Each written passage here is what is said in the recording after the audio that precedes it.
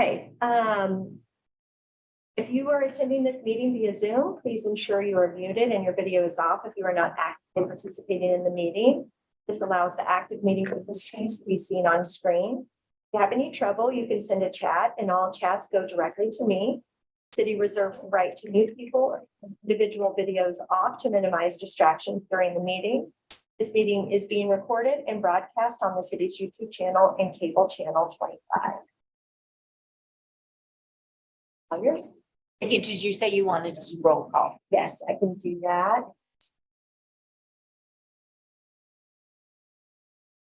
Sharon Ashford. Here. Katie Barnett. That's it. Sharon Ellenbecker. Present here. Travis Harrod. Here. Christopher Cohart. Here. John Nalbandian. Here. Stanley Rasmussen. Daniel Smith. Here. Thank you. Okay, it is July 12th, and our first order of business for this meeting is to approve the minutes from April 25th. Do I have any corrections, additions, comments on minutes? I have a motion to approve. So moved. Second, Second. discussion. All those in favor? Aye. Aye. Opposed, extension. Okay, minutes passed. So the agenda item tonight is to process the community engagement and questionnaire responses. Probably been a minute since we've looked at them and talked about them. So I just on a brainstorm yesterday, I thought given that we've digested some or all of these comments that we might take a kind, not quite a poll, but just write down what we thought based on that information that we got in terms of where we stand and what might be the points of priorities for discussion, given what we heard and given what we're now thinking based on that feedback that we got at the public engagement and and the comments we got online. So I thought that would give us a starting point for that. Does anybody have any comments about the public engagement meetings before we delve into? I thought we might talk about where we see these categories to start, and then also discuss any new ideas that came up. Any new categories, any new sort of structural ideas that came from our review of the materials. So does anybody have any general comments to start out with from our engagement sections and our online? Sure, I can throw some ideas. So I feel like I have some pretty clear takeaways from both the questionnaires and the in-person engagement. The main things that I took away as far as what I see as the direction we should be going is like there's clear indication from both AHAB folks, Historic Resource Commission folks, that feel like their work is something which needs to stand alone. That was really kind of one of the loudest voices in the room, and it came through both, literally in the room and also through the questionnaires. So I appreciate that input from folks who have that experience. The other two things that I kind of took away was one was sort of about the idea that we should try and keep funding initiatives with policy initiatives. That was also something which is somewhat related to AHAB, but it's like also comes back to the TGT fund, which is an idea I had initially. So, this idea that folks who are making sort of policy decisions around an area could also be the ones making the financial decisions. And so those were the three main takeaways that I got from the feedback. And then the last thing for me personally, just as far as the process is concerned, I feel like so far we focused a lot on two main areas, one of which is sort of the policies surrounding all the boards and commissions and how they operate. The other one is actually the structure of the boards and commissions. But to me, one of which we haven't touched on too much is the plan for how these changes are going to roll out. So for me personally, I just made a note, try and keep in mind not just those first two, but also that third priority.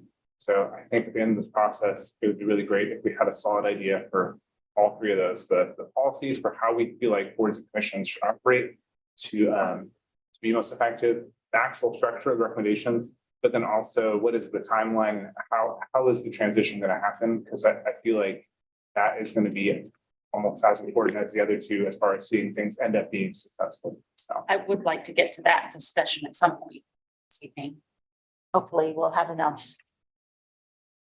The first part will go quicker than normal, and then we'll be able to have time to talk about that very thing. Structure. Any other general comments? I mean, I have to echo Daniel's, I mean, from what we heard in person and online was right on in terms of who the two commissions, Historical Resources Commission and AHAB, in terms of the Affordable Housing Advisory Board, in terms of their comments with regard to what they do, trust fund issues, keeping money, as you said, keeping money with the policy decisions, and then ideas for which committees should remain standing alone, in their opinion. So to get a start, I wondered if we went through, if this works for you all, if we went through these categories and just sort of discussed again, if we have in our own minds have rearranged a bit based on this commentary that we got, and ask further questions and sort of just go through and see if we have any differences among us and what might be a point of discussion. Does that work for everybody? Mhm. Exercise. So start with strong welcoming neighborhoods. I'll just start with asking a quick question. So I still had the Board of Zoning Appeals and Historic Resources Commission under that for one committee. Although I'm not wedded to that because that was one of the strongest voices that we heard, but it's based on a question I have for Craig. The Building Code Board of Appeals, is that something that could be categorized as an operational board? So it would be of a different, it would be in that other category of boards because it's so prescriptive about who can be on that. It seems to stand out amongst, and that would lessen the workload or if those two others were combined. I mean, we still need to talk about workload, but I'm just wondering, can that be an operational board? I think it needs to be something that's independent of operations because it is an appeal of the administrative decision that staff is making. So the administrative experts, you don't want to have, you got to have that outside of their chain of command. Okay. So it is operational, but it's a question of, it's a review of the operational or administrative decisions. So it can't go in that category as we see it, that operation. So given that, and given that all the prescriptions for this Building Code Board of Appeals, is there any way that really can be combined with anything? All the positions are basically prescribed for technical expertise. Statutorily defined. In the city code, I believe, it does call for, licensed engineer, some licensed instructional engineering and architect, mechanical, electrical. So that is called out of the city code. I believe that there's some expertise when those interpretations come forward. There's someone in that field. But is it defined under statutes though? Under city code. Right, the state statute doesn't require to have this. I'll say it mimics every other city that I've ever been in any state, that they usually define these experts that you're going to have your own experts questioned. You want to make sure that these has expertise. Because that's what that board is. It's a battle of the experts, right? City's experts versus the experts appealing. And so that's what makes it a little different from, Historical Resource Commission, Board of Zoning Appeals, where like say on the HRC, you have it's not required for membership on HRC to have a background in architecture or, history or something like that, but certainly there are people on the board with that background, and it definitely does good things for their ability to participate in that board the way, we'd want them to.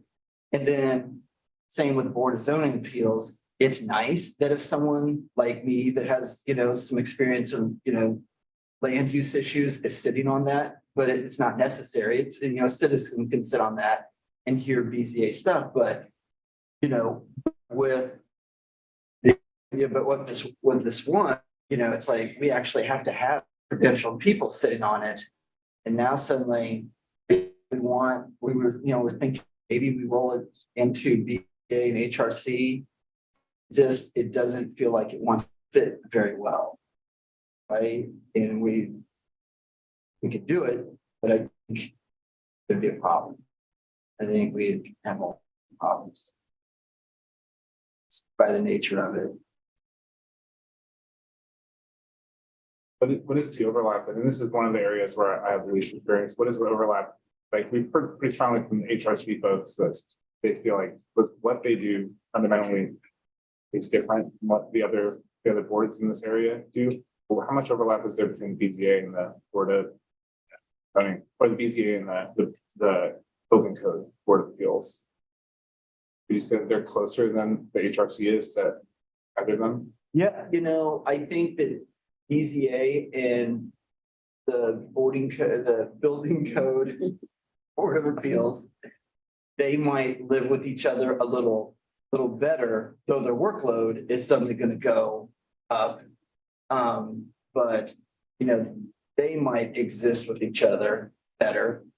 And so that's possible. I mean, because Board of Zoning Appeals, what you're doing there is staff has made some sort of determination and an applicant appeals it. Okay, so now it's in front of the Board of Zoning Appeals.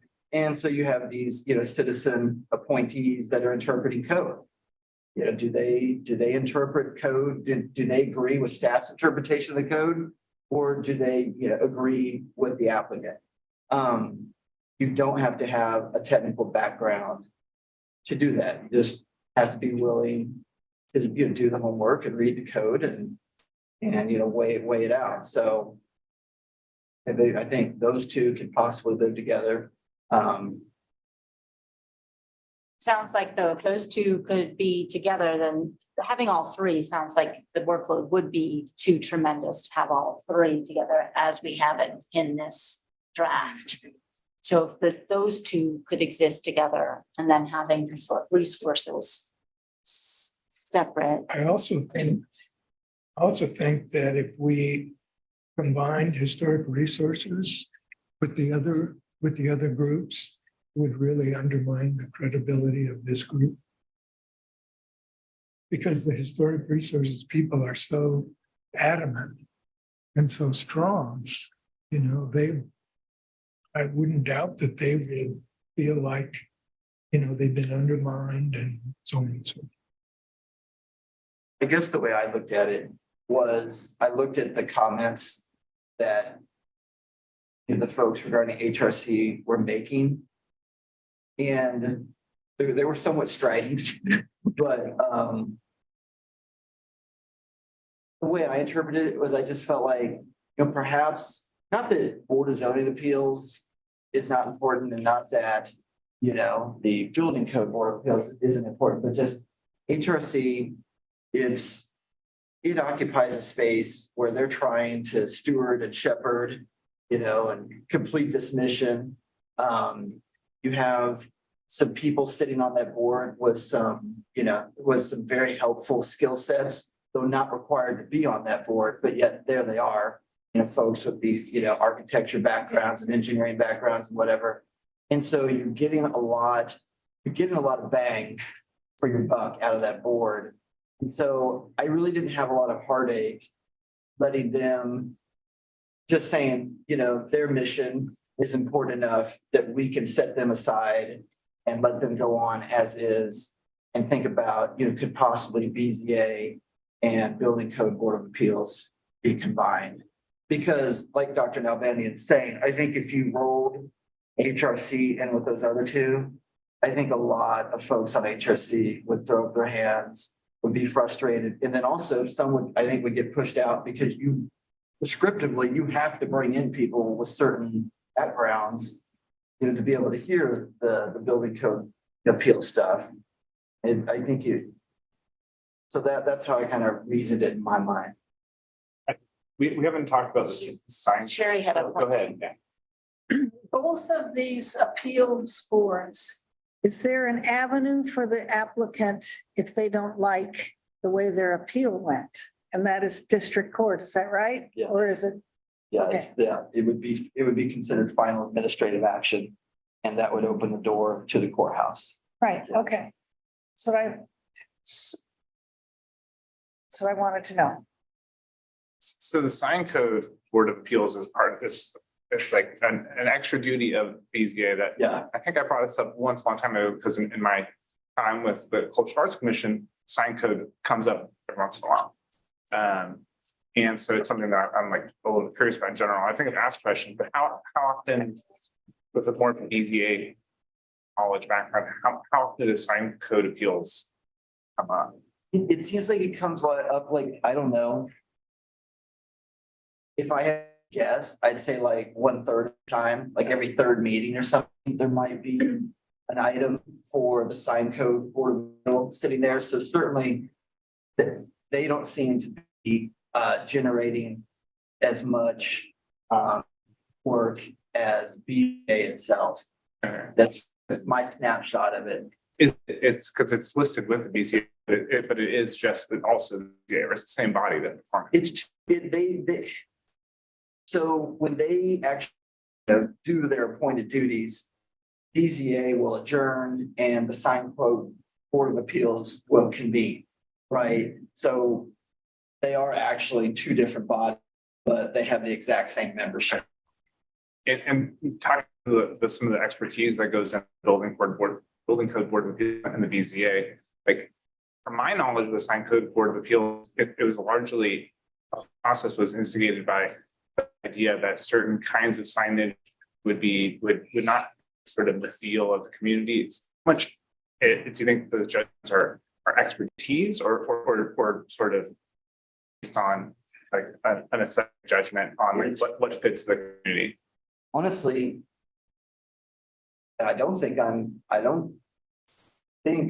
advising you incorrectly when I say when I sit there as a member of the sign code Board of Appeals, my job is exactly the same as when I sit there on the Board of Zoning Appeals, which is staff has made some determination based on our code. The applicant, doesn't, agree, appeals, and you're just interpreting code. You just got to be willing to read the code and consider it and then render a decision. So if I'm getting the feel of the group, right now we have under strong welcoming neighborhoods, that particular topic, we have essentially two standing committees. We have one that's the combination of the Board of Zoning Appeals and Building Code of Appeals and the Historic Resources Commission. Does anybody have anything different? Mind for that? Okay. So strong welcoming neighborhoods, we have those two standing committees. I mean, this is something we would recommend. Next step to the City Commission. Did we say historic resource or the building code of appeals? We said- Zoning appeal, BZA, and then code of appeals would stay. And the question was, Would be a combination. And then the second committee under that category of strong welcoming neighborhoods is Historic Resources Commission as a standing committee. So that's do that. So that's what people are thinking. And that's what we recommend the City Commission. Okay. Sharon, would it be helpful if I write it up on the whiteboard for you? Thank you. And talking to the process, like I said at the beginning, I think that it would be nice if in our eventual recommendation, I mean, because there is an issue of capacity with combining the BZA and the Building Code Board of Appeals, I think that there would have to be language as to, I know the zoning stuff is under review. So I think there would have to be an understood expectation that the workload is going to be at an appropriate level by the time the transition is made, and I think that would involve. Well, that's going to be a lot of rewriting of the bylaws to how these things are structured. Yes. And in addition, I think what we should expect is that after the city commission approves whatever it is that they do in terms of the restructuring, there ought to be like a feedback period, like we'll revisit this in a year and we'll see how these things are working. I don't think, these things are not, we can't say that this is the way it should be all the time. So I'm assuming that would occur, although. Well, I think that came up at the community engagement meeting, that this is a first step.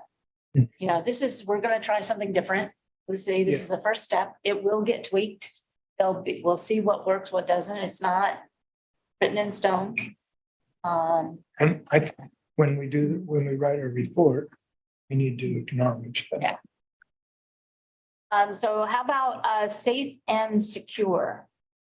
Currently, we just have the Community Police Review Board and the Body Work Advisory Board going to the Lawrence Douglas Health Department. Does anybody have any concerns after public comment of having the Body Work Advisory Board move to the Lawrence Douglas County Health Department?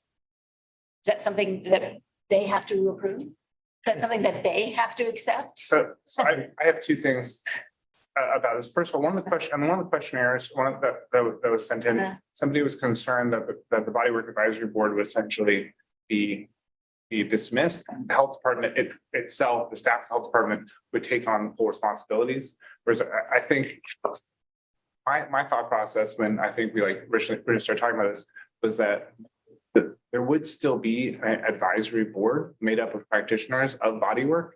They would just be under the supervision of the health department and communicate with a liaison at the health department, but having it at the city.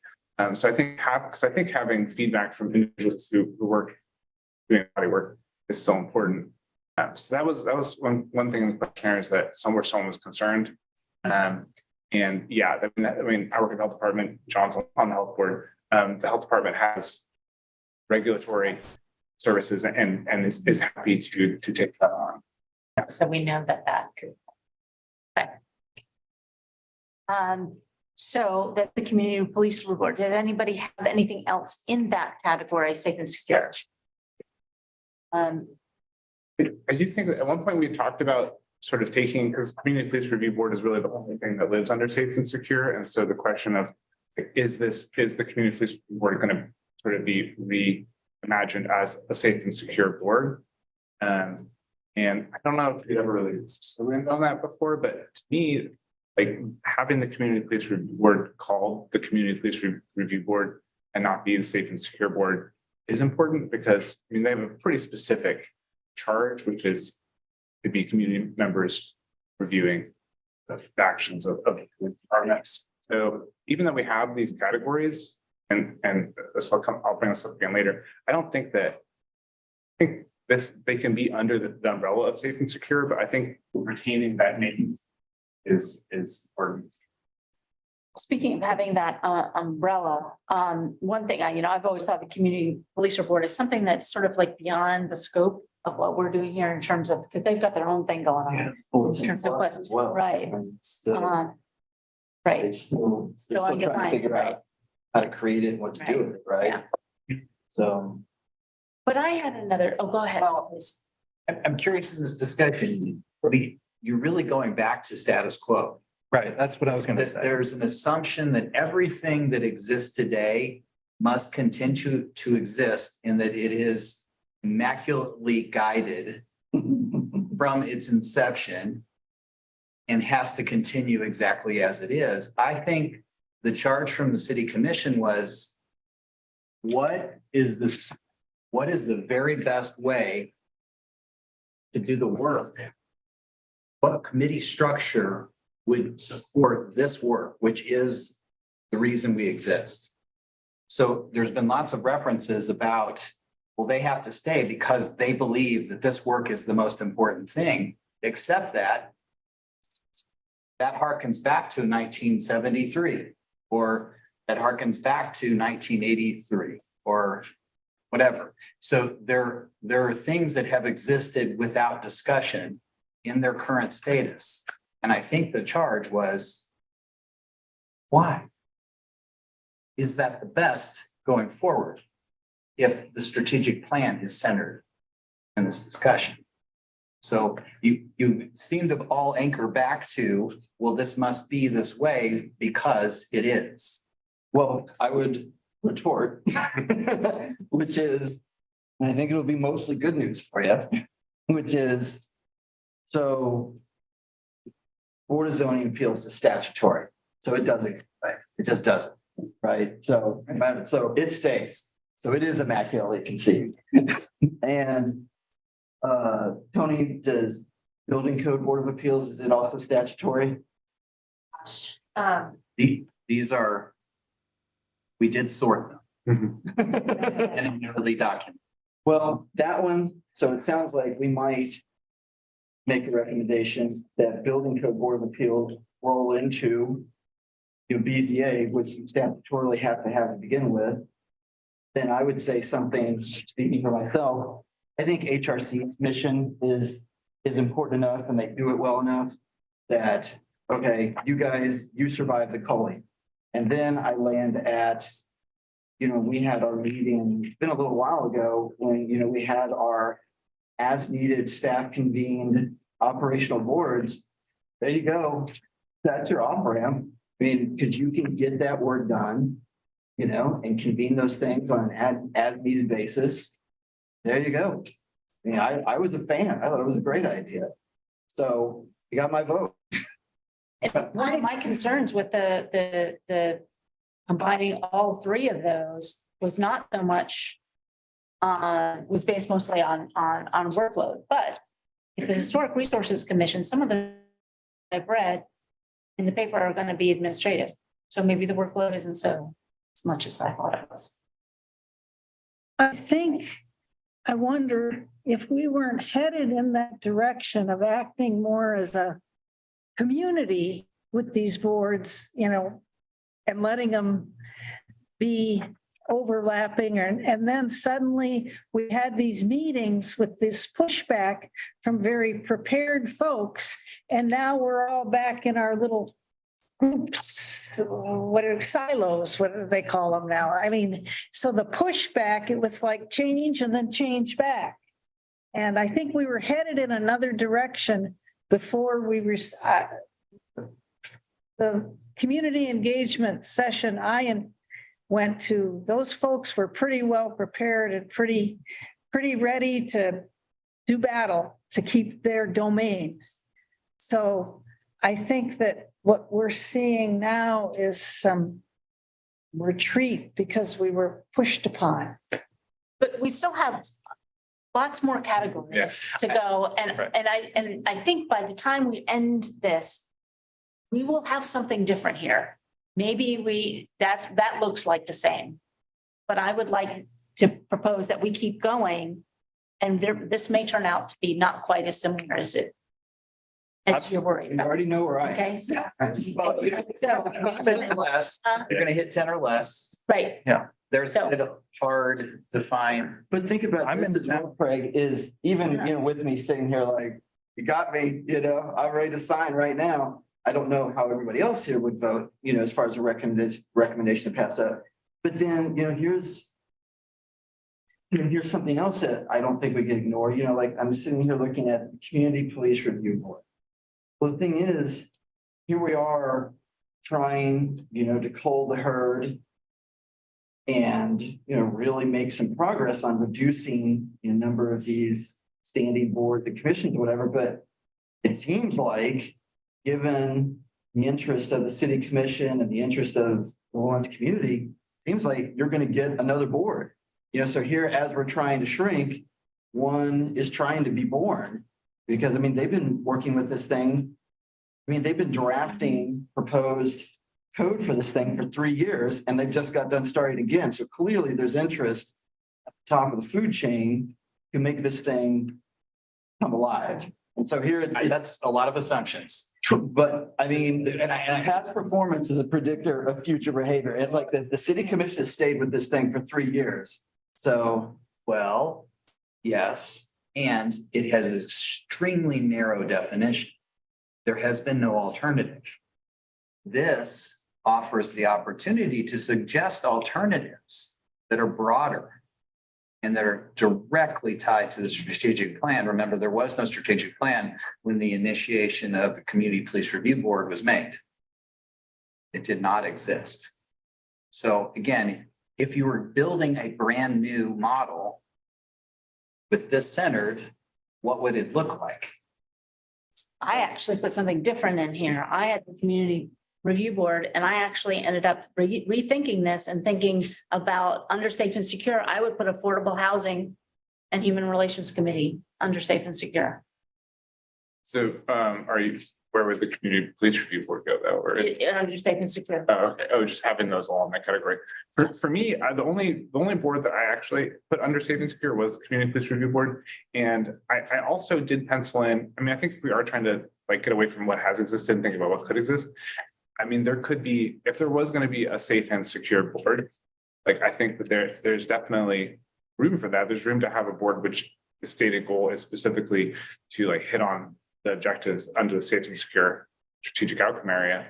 I just think the community police review board is going to be in addition to that. And I know that part of our responsibility is look to try and reduce numbers a little bit. So I think adding boards on the PDF I submitted, I think I deleted it last minute, but I had safe and secure board and community police review board. I can build that. You didn't bring a copy? No, Okay, I didn't. let me.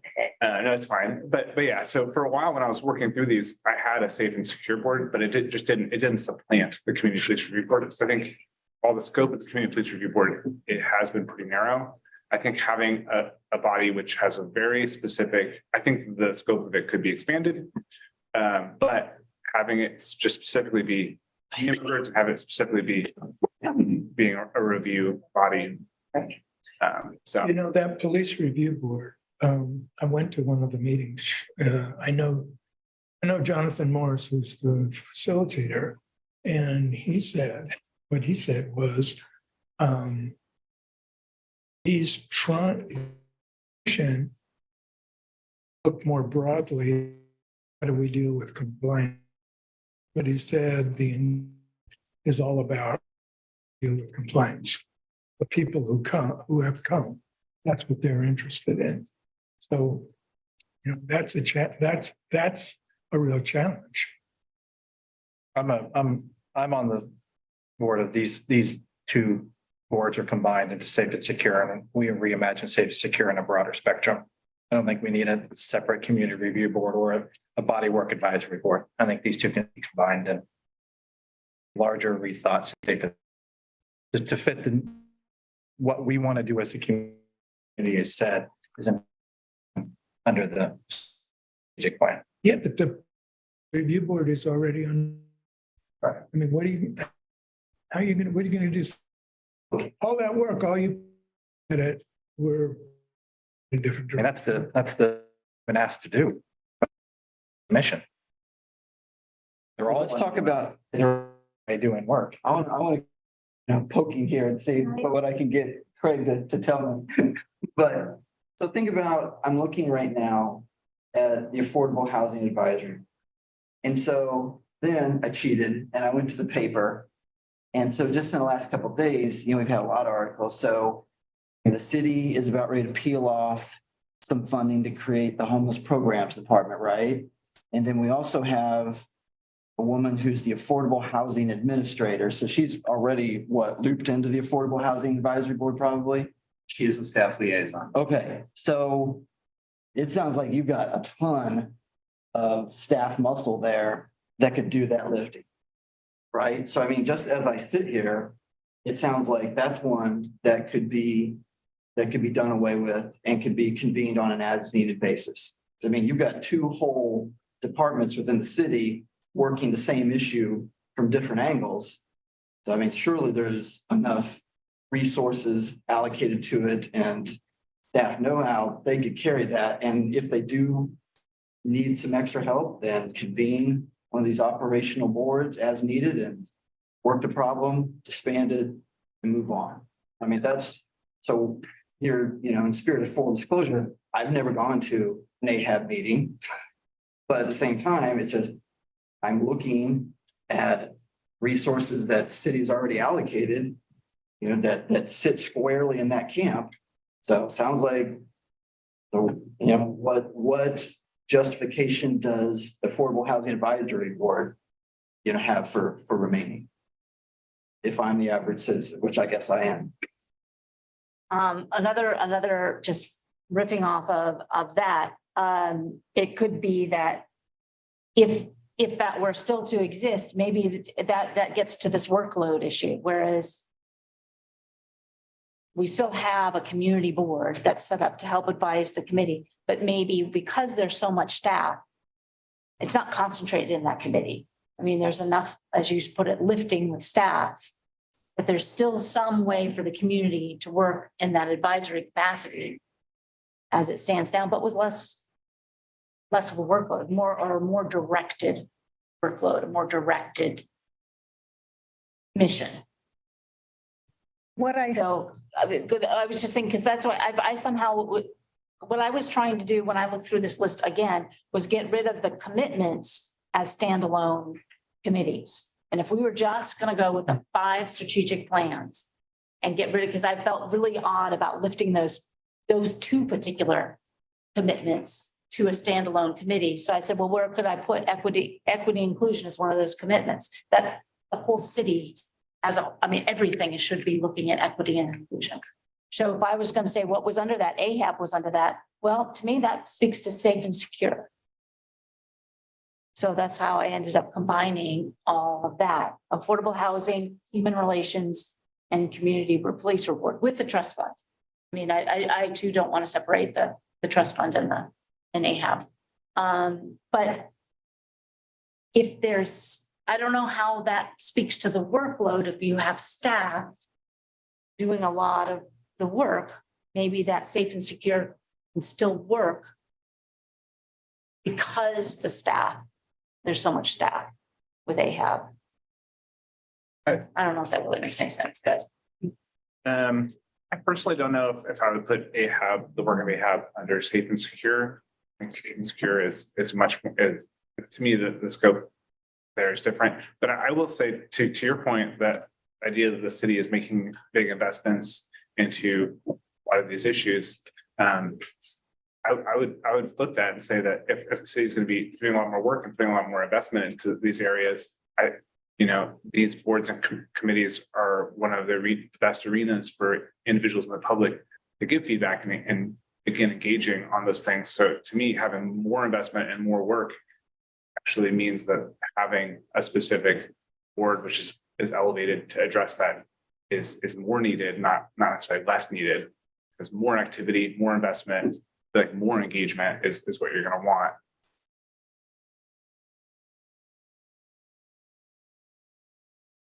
Okay, so we're not coming to any safe and secure conclusions here. I think what's affordable housing recommended here is just the community police. That becomes the safe and secure. That's it. I can understand what you're saying on affordable housing. My only issue is just, expertise. And I know it's not statutorily required, but the affordable housing and community review and body work, I think there is some synergies with that, but pulling in affordable housing and making determinations on what makes sense from affordable housing and usage of those affordable housing trust funds, I don't know that necessarily would fit. We'd find the right mix of people that could all kind of work together in that. I think the BZA, the Code of Appeals, I think that can still work, but I don't see affordable housing just from the mix of experience would work great in that whole body. So you recommend it's just a standalone committee outside the 5. I'm not quite ready to say that, but I'm not necessarily ready to say safe and secure. So I'd come back to, I'm holding that out. I get your point of us not putting these 2 particular commitments out there, but I still would say community review board and body work stays in safe, secure as a. Well, the body work is, we've sort of all. Yeah. They said it's gonna go to LMH, so that's not in the mix anymore. Oh, the county. Yeah, sorry, I conflate this, sorry. It's okay. But the safe and secure, not necessarily, I'm not quite there on affordable housing, but as we get towards the end, maybe I would be closer to that. Does anybody have any other ideas about safe and secure? Because right now we've got safe and secure with just as the community police review board. And then potentially a standalone AM. I could get on board with you saying human relation, as you proposed, human relations being the safe and secure as well. So human relations and community police review board. I think it kind of depends on how you look at safe and secure. If you look at safe and secure as being protected by the police, and then if something's wrong with that, that works. But if you look as safe and secure as more of a harmony with your community, then these other boards fit right in there. Maybe to me, my interactions with the police have been three times in the last 10 years, once for a tail light and once for a break-in and I don't know, some other little thing, a failure to stop, but I really did stop. But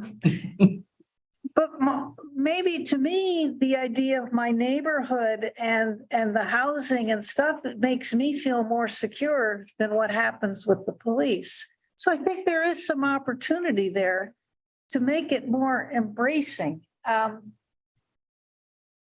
think that community police review board is something that's going to be thorny for many years because you have two diametrically opposed populations, people that see them as their friends and people that see them as the buzz as the enemy.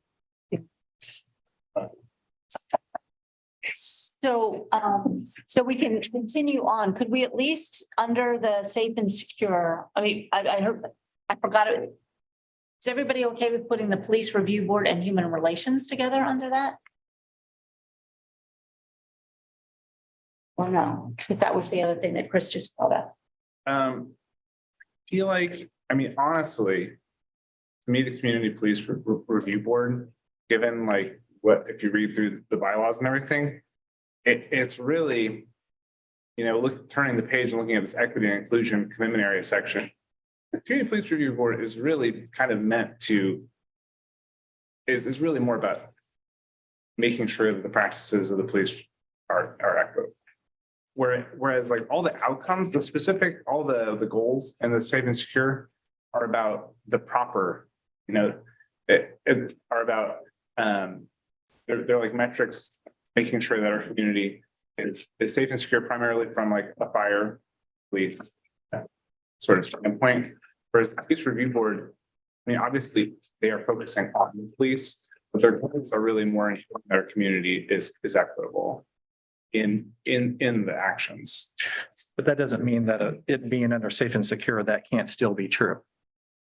Because what we said is that all of these commitments, all these boards should be thinking about equity, inclusion, and all that they do, not just one board. They all should be. So part of the safe and secure's mission should be equity inclusion. I just feel like as it relates to the community police. The thing that connects the community police review board and the thing that connects the HR's, the Human Relations Commission, I guess I can't do an abbreviation there. It's the same as historic. And the Human Relations Commission is really a focus on equity, but we can. As they currently exist. Yeah.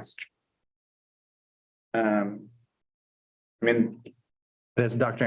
Albandian said at the public hearing, 3 years from now, what it is 3 years from now will be what exists. And people won't even think about what had existed initially. But I definitely agree that those two can live next to each other wherever they are. So we at least have the police review board under SAS, safe and secure. We at least have that. Another way to look at this is to think of Safe and secure, okay, so what functions need to be fulfilled in order for community to feel safe and secure? If we start with the functions that need to be fulfilled, then we go to the structure that would enable the fulfillment. So I think like what you're saying, I mean, if safe and secure goes beyond physically safe and secure, then there are some other functions that need to be fulfilled. And we may be talking about an advisory board that doesn't exist in the present. I don't think we've been able to come up with as a committee. These. We haven't been able to define those. That will be left for the future to define. What else? We haven't been able to think, what else could we put under these categories besides what exists? We haven't come up with a committee, new roles for advisory or citizens advising. We haven't come up with that. Craig, what was the city council, what were they thinking of when they came up with this category, safe and secure? I mean, what did it must have gone beyond the police. Absolutely. And I remember specifically a lot of discussion around not-for-profits, non-governmental. Yeah. That's where you see the language of community-based safety resources. Yep. And you see here even locally talking about mental health that isn't police or fire. It's probably another dispatch point at dispatch that we're working on, community health resources. So there was a lot of conversation about that broadened it besides our traditional police and fire. Actually, just saying that under that category, I find that an intriguing idea, is defining a new thing. That'd be one thing we could do. If we put that under their community health resources under safe and secure, it gives that safe and secure a little more, something else. It might not exist right now, but just a note that that kind of thing would be included in there. That would be awesome.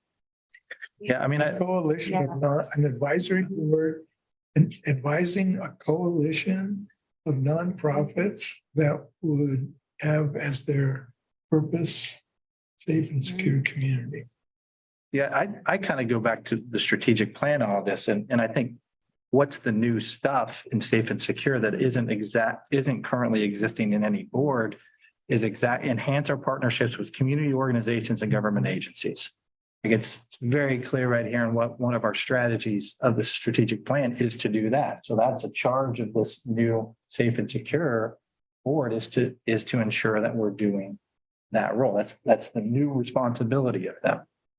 Something We don't have to create anything new. We have a lot of new stuff already defined. and we talked about internally is these are dynamic. We did a beautiful job printing up a static book, Right. which is really pretty, but these need to continue to evolve. And wouldn't it be interesting to have a group of citizens to work with the subject matter experts internally to say, what are our next strategies? Here's some things we're thinking of. What do you think of those?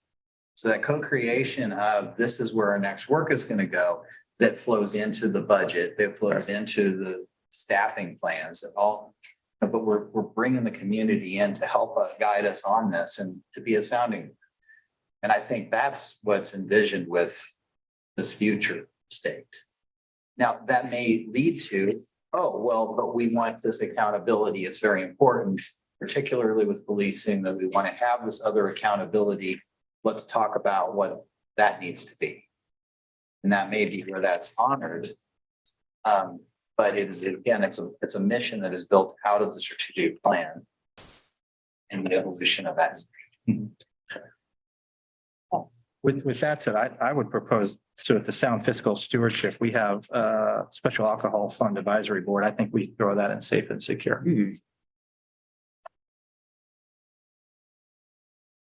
Special alcohol, because that's it, those funds are directed towards that. type of Right, and thing. most of that's done internally now, Uh-huh. but having an advisory board that can still oversee maybe usage of those funds. And, there could be some component of that, but if we're trying to put a previous board under a new title, I think we that out of a commitment and put that under, say, it still falls the community-based resources that is very safe and secure. I think that would Yeah, still and work. that is what that fund dedicated for. Right, and yes, and right now it's being utilized for that, just that not the report. Explain to me Yeah, how this works. You have this one board, people, this, okay, so you have the safe and secure board. Is everybody on that also part of the community police review? Unless you're just chairs or dominoes, you've got to make, so how's this? that's the next topic. How will that all? Yeah, that's the details. It's envisioned, at least what all these under these categories, all those three things currently under safe and secure. I mean, all those would fall under that committee. So that body, however many people it is, will be doing community police review board work. So you may have been Special talking about the tax from the alcohol and how you're gonna allot it to the various organizations that work with addiction or whatever. And now suddenly you're talking about a policeman that acts out of line. Yep. And you're supposed to do it all. Well, that's the next topic of discussion. Okay. So for me, with the way they were writing them up there, also over on safe, welcoming neighborhoods, strong. Those are currently, according to this group, two separate. So my understanding, They're under that umbrella, but they're still standing committees. Whereas, whereas under SAS, we're proposing that all be combined. under- Code Board of Appeals, we did, It's part of zoning. yeah. Building code, but it's its own board. No, No. building code is part of zoning. So if you erased Historic Resource Commission, joined Building Code Board of Appeals, BZA, then you could write Historic Resources Commission in again. so for me, with this safe and secure area, I feel like, I mean, I said this at the kind of beginning that I had initially had two boards under safe and secure, one which was general safe and secure board, and one which was the community police review board. That's because, and I feel like having a safe and secure board would be great. Fostering these partnerships with community organizations, doing all of that work that we were just talking about. But then when it comes time to review complaints, specific complaints against the police department, that seems like just a very specific charge. And it seems, in my opinion, the community police review board has to just be a separate single purpose thing. Well, That would imply that there, as it currently stands, there has to be some sort of, some experience or something that, and is that something that's currently under the police review obligations, that you have a certain level of experience with police to be on that board? But if not, then I don't know that matters. And also, just in terms of process here, I think how I vision, and Craig, please correct me if this is wrong, but we can come up with a recommendation to the city commission, but the city commission should listen to all these arguments, and maybe what Daniel's saying speaks to them. Yeah, they can do whatever they want. So, right. So, I mean, it's not like, so I think it might be helpful for the city commission for us to come up with a set of recommendations, and maybe we could take a vote on that. And then there would be a vote for, well, I think let's do this little tweak. I recommend we do this little tweak. And then I think that would help the city commission, but it's not like, I mean, that they're going to hear all these arguments and make their decisions. So. well, it's also, BCA sign code joins with building code as a standalone. Mhm. This is a standalone, Mhm. recognizing it is sort of related to Okay. Commonwealth community neighborhoods. Yeah, okay, thanks. And the community health resources, in here, it's community-based safety resources. So health opens a whole other very large bucket. Right. It's up there and if it carries forward. So it's safety is what you specifically said. This says, Lawrence's community where all people feel safe and secure and have access to trusted public and community-based safety resources. Okay. I thought I heard health. So it was mental health, I guess. Yeah, Emergency. emergency stuff. Health is not, health, in my mind, health is not included because it's not a formal city responsibility. Well, community health resources isn't an existing board. It was just a new idea for safe and secure. But as I understand it, is specifically with safety in Correct. mind, not you know, Yes, preventative health and wellness and exercising and all Right. the other things that fall under health. So maybe it's too confusing to have it up there right now while we're sorting. Well, I think that you could put safety, just safety resources up there, It says community-based safety resources. safety resources. We want that in this area. Yeah, it's like. I would just erase health and put safety in Yeah. that spot. It's safety Yeah. resources. There you go. So if we can come back, but let's go on to prosperity and economic security. So then human relations commission's not on there. There's still AHAB and human relations over in the question mark box. Okay. Making sure I'm keeping. Yeah. So now we've got prosperity and economic security. So that's currently with transient guest, public incentives, potentially aviation. I changed that up a little bit. Anybody else? So I will start and say that I changed prosperity and economic security area to have no boards under it. And I brought this up before, and I feel like when we were originally trying to separate things into categories, we struggled when we first got prosperity and economic security. Partially, it's because I'm fortunate to have an incredibly capable Chamber of Commerce that does a lot of great work to foster prosperity and economic security. Obviously, they're not part of the city of, government. They're external, but I feel like there are a lot of, feel like they are big in that space. I feel like, and I don't think aviation belongs there. But I feel like that area just kind of ends up being a little bit vacant. And so on my PDF I sent over, I didn't put any words prosperity and economic security. Other people? What did you have under there? Anything different?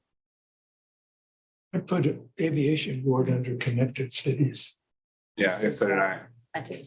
yeah, I'm good with, I think they should do transient guest tax advisory board and public incentive review committee as part of the roles and responsibilities that prosperity and economic security does.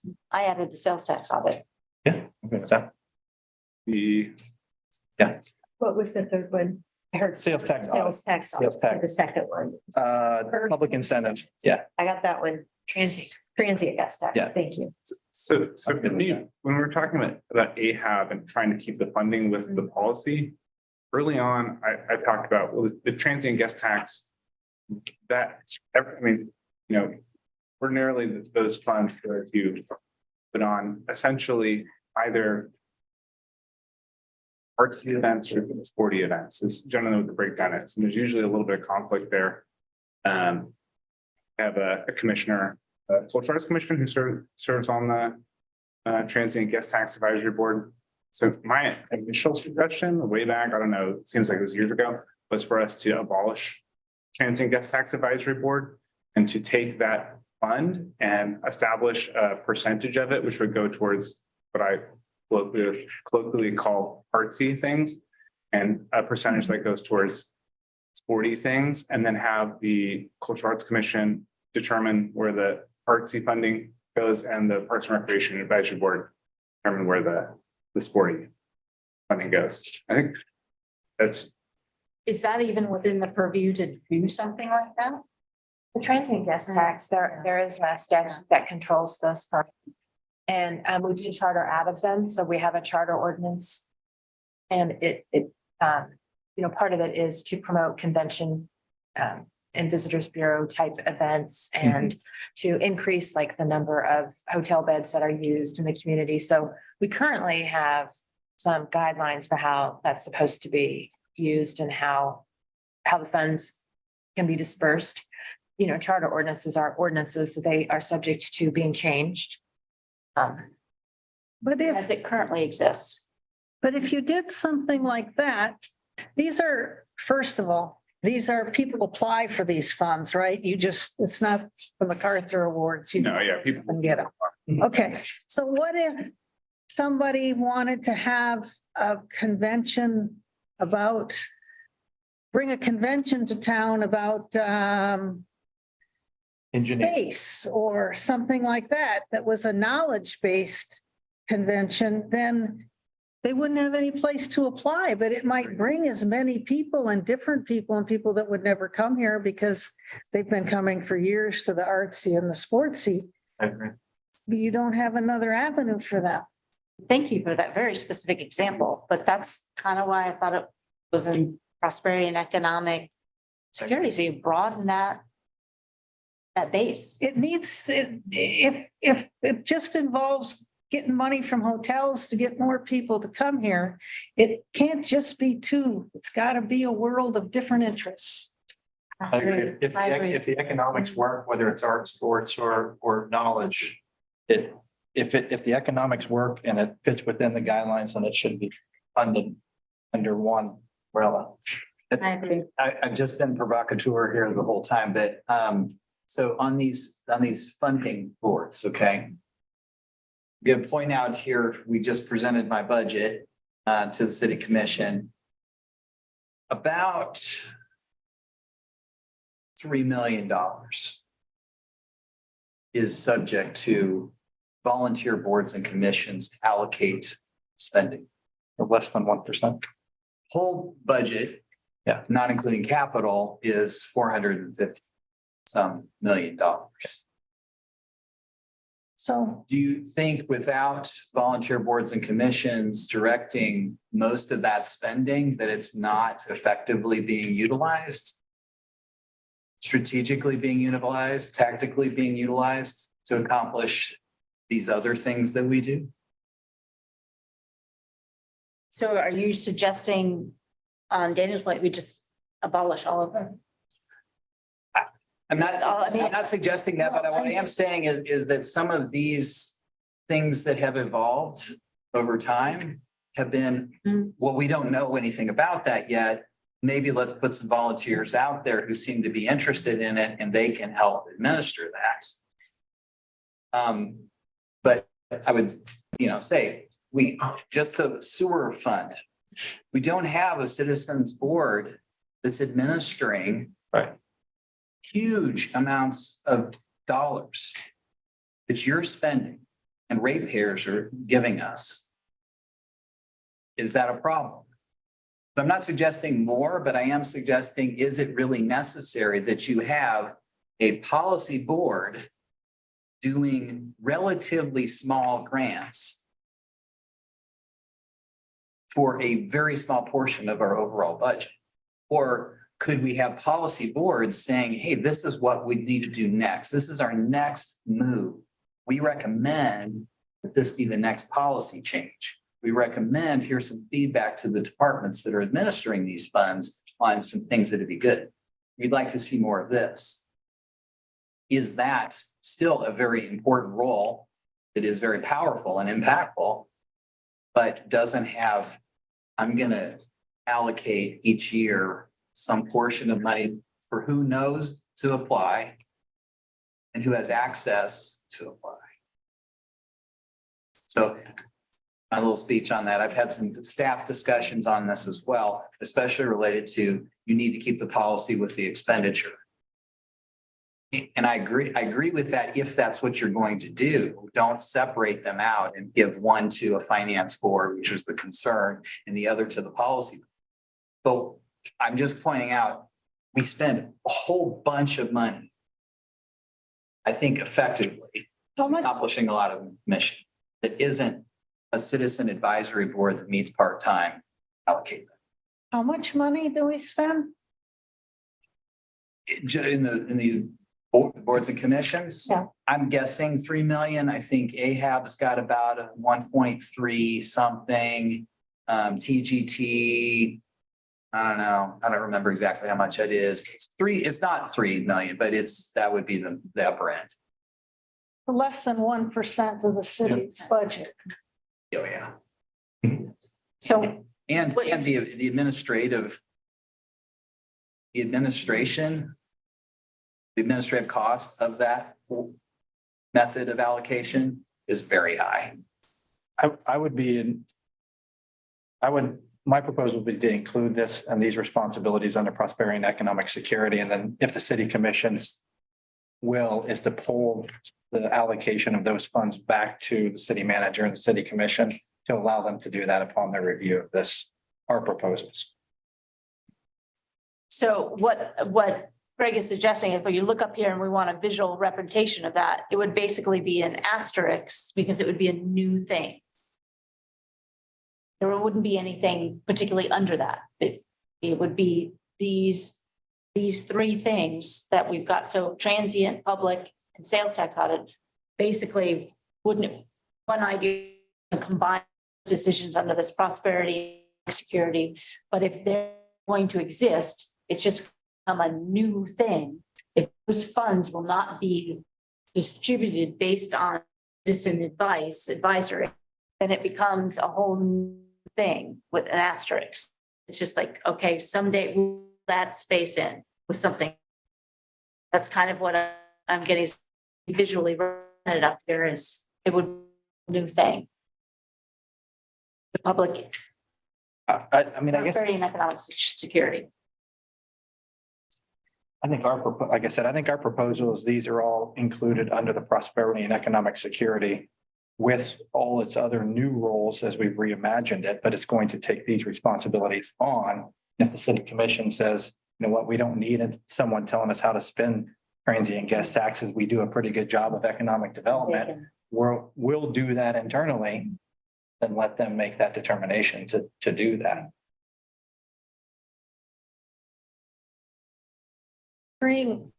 First, my first thought was perhaps boards are to debate. Yeah, so you know what, I'm like, oh, I know him and I'm going to apply and we'll get it, you know. So you have this rotating piece of an advisory board that keeps everybody honest. But you've got commissioners appointing the board. So it's still there's still that possibility. So I agree. If might as well just let the city, as long as the process is open to where anybody can apply, then they have to give some justification for who gets it and the sour grapes of who doesn't get it, you know, and then they're going to say, well, he's got an in with the city and that's why he got it, you know. So I guess there would need to be public reasoning available of why people, because when it comes to money and small, it's important to people, you know? I will say, and I think I've mentioned this in these meetings before, maybe someone has pushed back on this in the past, I can't recall. But the story that I was initially told was that the TGT advisory board was born out of the city commission not wanting to field specific requests for funding. And I love the idea of the space conference. It seems great. But I will say that looking at the folks who apply year to year, I don't think there's been like a space conference. And so for me, looking at the folks who are applying versus the folks who then come to the Cultural Arts Commission looking for funding through grant opportunities, there's duplication. There's people who are applying to TGT by the TGT fund and then applying to the Cultural Arts Commission for the same cultural event. So to me, it just makes sense to just.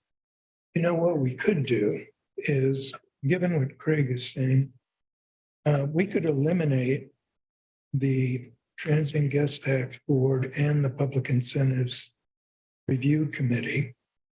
And we could just defer to staff and have staff then come back in a year or so and say, you know, we really could use some external guidance other than the city commission. I mean, why not, why not try it? I don't see a big, furthermore, I think now with the investment that the city is making in communication and communication channels, it may very well be that if these were like city functions, that communication with residents and potential users might actually be more effective than whatever, I don't know, how these things get publicized now. But if they go out through city channels that are expanding, right? I mean, I think if we put public incentive review committee on staff, then we need to have probably a public incentive appeal process too. Because then we're just leaving it all to staff, and similar to, why don't we just let people appeal to the city commission? Yeah, the buck stops with them on every dollar Yeah. spent, right? every penny spent. So, again, what they end up taking action on everything that PERC sends. Not a things of work, it is, okay, what advice do you have for us? Right? It also may be that if we did that, that it would give our recommendations more credibility, because it would suggest that we aren't just taking the status quo, and reinforcing the status quo. And that if we do we're going to continue this and continue this, it's not because we fully consider the alternatives. Look, we got rid of these and so, Definitely, you brought the sales tax audit committee, correct? That was one of you were suggesting sales tax audit committee and public incentives review board be combined under prosperity and economic security. I think that was thrown out there. Yeah, I didn't make that recommendation, but I think all right with that. I have all three I'm in. comfortable with that being. I mean, for me, looking at sales tax audit committee and public incentives review committee, so those you seem like very oversight oriented. I think the duties of those bodies could be combined under prosperity and economic security, but I feel like it's not just like, wouldn't just be those two things combined. It would be, it could be an expanded. Yeah, I think in my mind, I hear a lot of that word. I still view all of this as that the board that we're creating is prosperity and economic security. And this is what the role that's going to be doing is part of the strategic plan, but it's also going to absorb the responsibilities of these boards. And we're not continuing per se these boards. It is a new board that has new responsibilities, that it's just taking on other responsibilities too.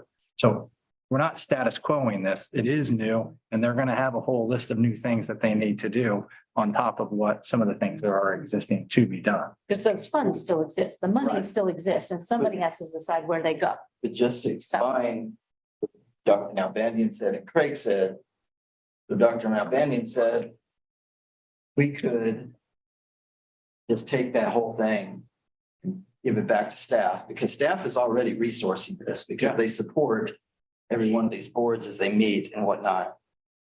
And Craig is advising, it's all going to go to the city commission anyway. So, one of the things that we're trying to do is we're trying to save staff resources. Staff is already working on this. If we remove these boards, staff is already going to work on it. City commission was already going to deal with it. I think that these are absolutely ripe for going away. Because at the end of the day, you will have saved staff time. Because right now, staff is double dipping. They're having to prepare the issue to go in front of these various, boards, and then they're having to present again for the city commission. Right there, you just reduce the workload by 50%. So I think is one of the things that the commission and staff hoped that we would achieve in here. And if staff, because currently with the TGT advisory board process, folks do apply for funding through that. So if instead of applying to the TGT advisory board, apply to the city. And if the city is getting someone requesting money to do a volleyball tournament, and they want input on it, they can just turn to the Parks and Recreation Advisory Board, who are the experts in that area, and put it in front of them and get a thumbs up, and just cut out that whole middleman process. You know what else it may result in? It may result if a staff feels like a proposal, is really, yeah, we really need to do this. It'd be great. The convention, whatever, they could put more money into it beyond what would be available through the transient guest tax. Right? I mean, There's some synergistic possibility Yeah. there, that's like with this, with the soccer thing. I mean, if we get chosen, I mean, there's going to be a lot of investment that's going to have to be made. So I'm hearing two ways to tackle this. There are three things that are either combined under prosperity and economic security, or three things are being disbanded and there's just a placeholder. Prosperity and economic security for a new thing that we have yet to think of. Is that summarize that? I'm in the disband camp. You're in the disband camp? Good with that. You're good with that? Yep. Good. Cherry? Okay. New committee with to be. Read the things that we're disbanding. Maybe that's too much. It's a new category for a new thing. I think the next category is going to be, it's going to be an easy, Greg, do we have, because I know the sales tax audit committee or the sales tax funds used to be an application process, but it's more now we've identified partners that that are moving the needle as it relates to homelessness. So is there anything else that we currently have within economic development or something where people have an opportunity to apply to get those funds, that we have the structure in place, as opposed to here's a relationship or here's a community partner that we know is going to move the needle on something? Yeah, well, to be honest, it's kind of emerging because we have some, I call them entrepreneurs in town, social entrepreneurs in town that want to do economic development work. Yeah. That is very much along the strategic plan, but we don't have the tradition like the chamber. So, right, long-standing relationship with the EDC, the Economic Development. That's a long-standing relationship. How do new people come into that? And we don't really have that. So I think it's ripe for, that's an emerging issue for us. How do we create processes so that new players can be involved? There's some really innovative Music City type stuff that we're trying to do. And it doesn't have a source than general funds in the general fund budget. So yeah, there are some like that, but nothing that's been established that I'm aware of. because that, to your point, that this isn't even the 3 million, but $3 million, we'll just say that's less than 1% of the overall budget. That to create a process where people know to go to apply for these transient guest taxes, that more administrative work than you guys just knowing what's moving the needle and having those relationships and identifying people that are in this entrepreneurial idea. Because I agree with Dan that the same people are applying, but I also could say that could be a messaging. Some people don't know that they can get money for a science fair from TGT. So I'm still a proponent of disbanding, but what is that mechanism that's going to look like? We're still giving people an equitable opportunity to access these funds. Yeah, it may, just to say, where do we spend a lot more money? And we have this issue. So consulting services. Yeah. So we spend a lot, millions of dollars in contractual engineering firm contracts. Virtually every agenda is loaded with them. Yeah. So we have a purchasing process where we say, here is the work. We'd like to participate in this work, submit proposals, and we do a selection process. So we do it in much larger scope already. I would say something like that, but we need to honor the transition the community is going to expect. And I think we need to have a lot of discussion about that. Especially when we're talking about smaller groups. Right. who really depend. It's not much to the city, but it's a lot to these individual groups getting that money. Yeah, I mean, Parks and Recreation alone they hire entertainers to come to camps, you know, they're regularly hiring people to do things and spending money that isn't staff salaries. I think we have capability to do this very effectively and equitably. One of the things that Sherry said at one of our very first meetings, and I said multiple times, is just someone that isn't informed and may feel intimidated by a process of contacting the city. Does this put that in a similar boat of, I'm a smaller organization, and I am going to move the needle from an economic perspective, but how do I know and feel comfortable contacting you to do that? All that to be said, I still agree. It makes sense to bring this in internally and start doing that, but I would want to make sure that we do have process or procedure that we're going to be committed to as a city to making sure that's accessible with an equity and exclusion perspective. Well, I think we need to keep in mind that the technology that's involved in communication with residents is just, it's just expanding. All over the country, all kinds of experiments going on. So something is evolving.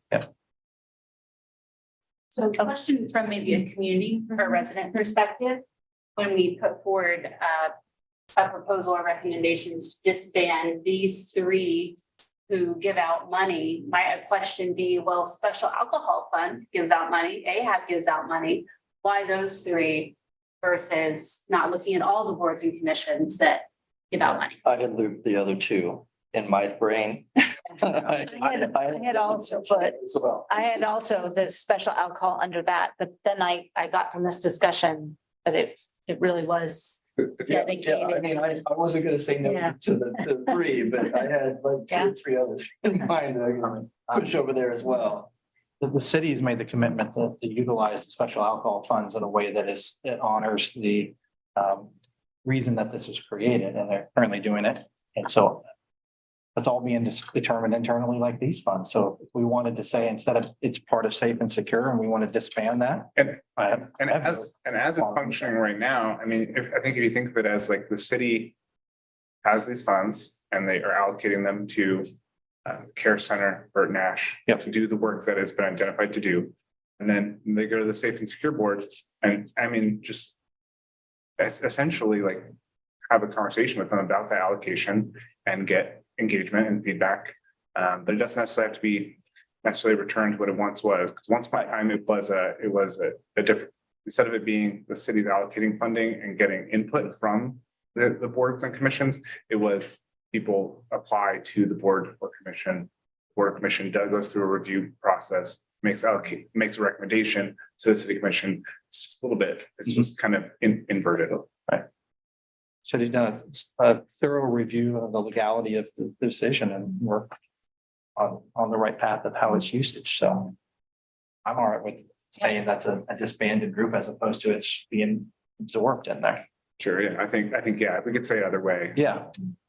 But if you're trying to be consistent with these people are giving funds, so what makes Special Alcohol Fund special other than these other two? And in reality, Special Alcohol Fund hasn't distributed funds in 2 years.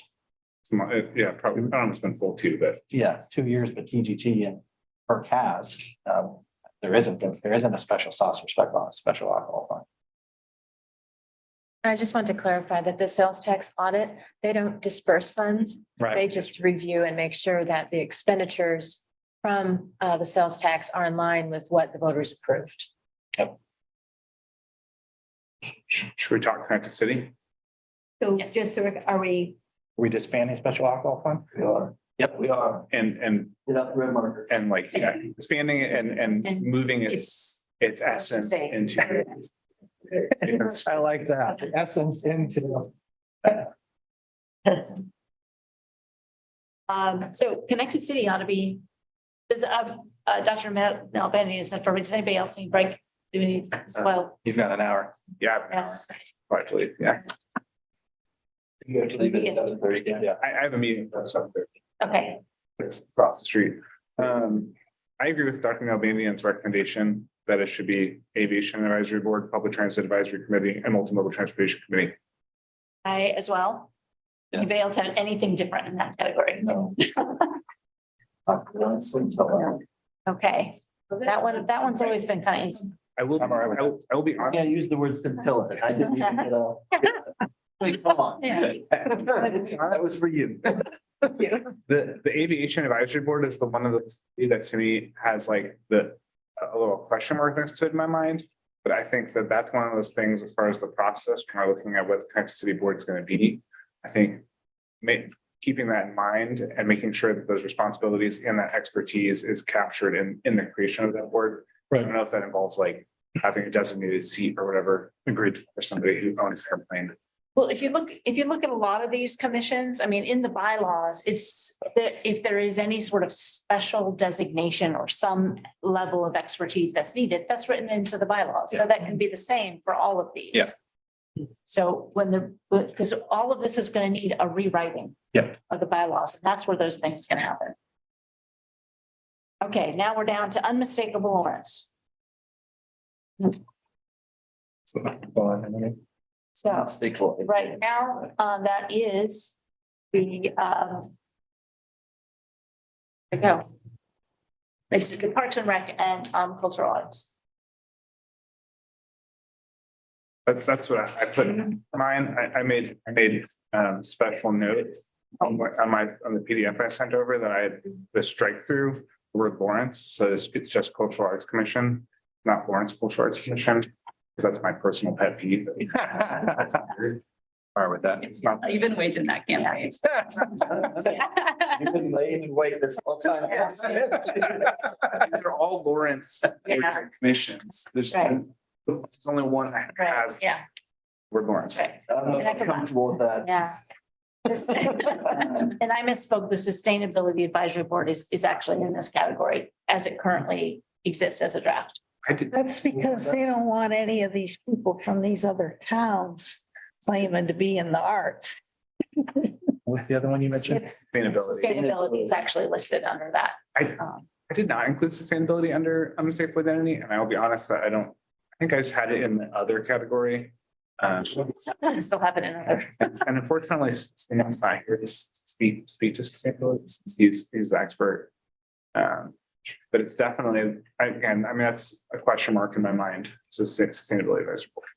You said something earlier about how it should be included in everything, and that's the way I feel about sustainability. I mean, it should be included in every decision made is how does this affect the generations to come? Yeah. And so just to put it in a box somewhere when it's like saying I only have to be honest on Sunday or something, you know, it should just be everywhere. So I'm not. And personally, I feel like, sustainability is something that everybody in Lawrence, like most people in Lawrence feel like is important in incorporating everything we do. And sometimes when people really want to make sure that they get held to a standard, there'll be an advisory board to kind of hold them to that standard. I don't know if we've needed it. I don't know, and when I say I don't know, I mean, I legitimately, I don't know if the city commission and the city staff have needed an advisory board specializing in sustainability to ensure that as a community, we hold ourselves to those standards. I would answer that by saying, I don't think currently that we are being held to a certain standard. I think there needs to be more, but I don't think the sustainability board as it exists now does that. I think we need to be held to a standard, but I don't think it does that. I mean, because it picks up this particular issue and then this particular issue when it should be overarching. I would agree with that. But are any of our strategic plans in the past been very specific of a commitment of environmental sustainability? And so when those champions have to present to the city commission, that is one of the commitments they have to be held to a standard of. I don't think a prior strategic plan has done so. But we haven't had it in Yeah. the strategic plans. Right. We have, just haven't been as robust or aggressive as this. I think there may have been a mention of sustainability in the most recent one prior to the current iteration. But it's been a while, so. And I heard a story from somebody, I think it was today or yesterday. In the history, the Sustainability Advisory Board, as were some of the advisory boards, were the workers. If anything was going to be done, then these volunteers would get together and do something.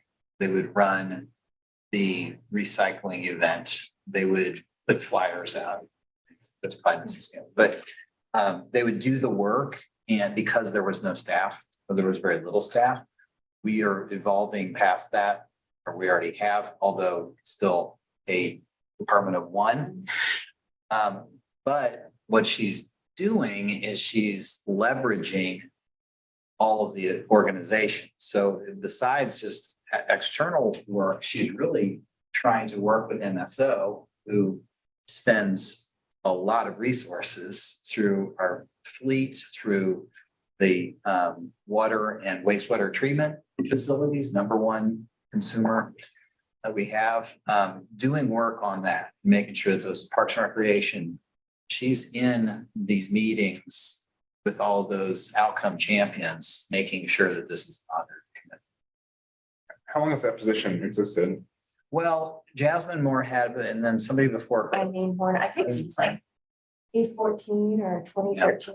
And it had been a jointly funded position with the county, and then we had a amicable divorce, and both are funded now by both agency and coordinate. I think the state sustainability board as it exists is pretty limiting. I can do. But someone in this group like said the optics of disbanding it would be bad. Yeah, but there's a natural retort, which is, I mean, we have salaried position in the city sitting in meetings with every department in the city, making sure everybody is, moving in that direction. I mean, it's like, we've done you one better. We've got a salaried position. Yeah. And we're probably gonna hire somebody else here, it sounds like what Craig is saying. Kathy has more KPIs than any other champion, What's a KPI? a key performance indicator. Oh, So these, all these metrics that we're looking at, 80 some metrics across all of these things, they intersect. So she's working with the outcome. Every single one of these outcomes has sustainability, except safe and secure. It's the only one that doesn't have one, and that probably will get fixed. But all the rest of them have KPIs that are shared. I think we've all passed it. And it reminds me that, like, if we have like some special, let's say, sustainability thing, it's out here, okay? If you can take that function and you can integrate it into the administrative apparatus, then you have a consistent advocate with rules, regulations, whatever. But you eliminate discretion in a way, but you eliminate arbitrariness as well.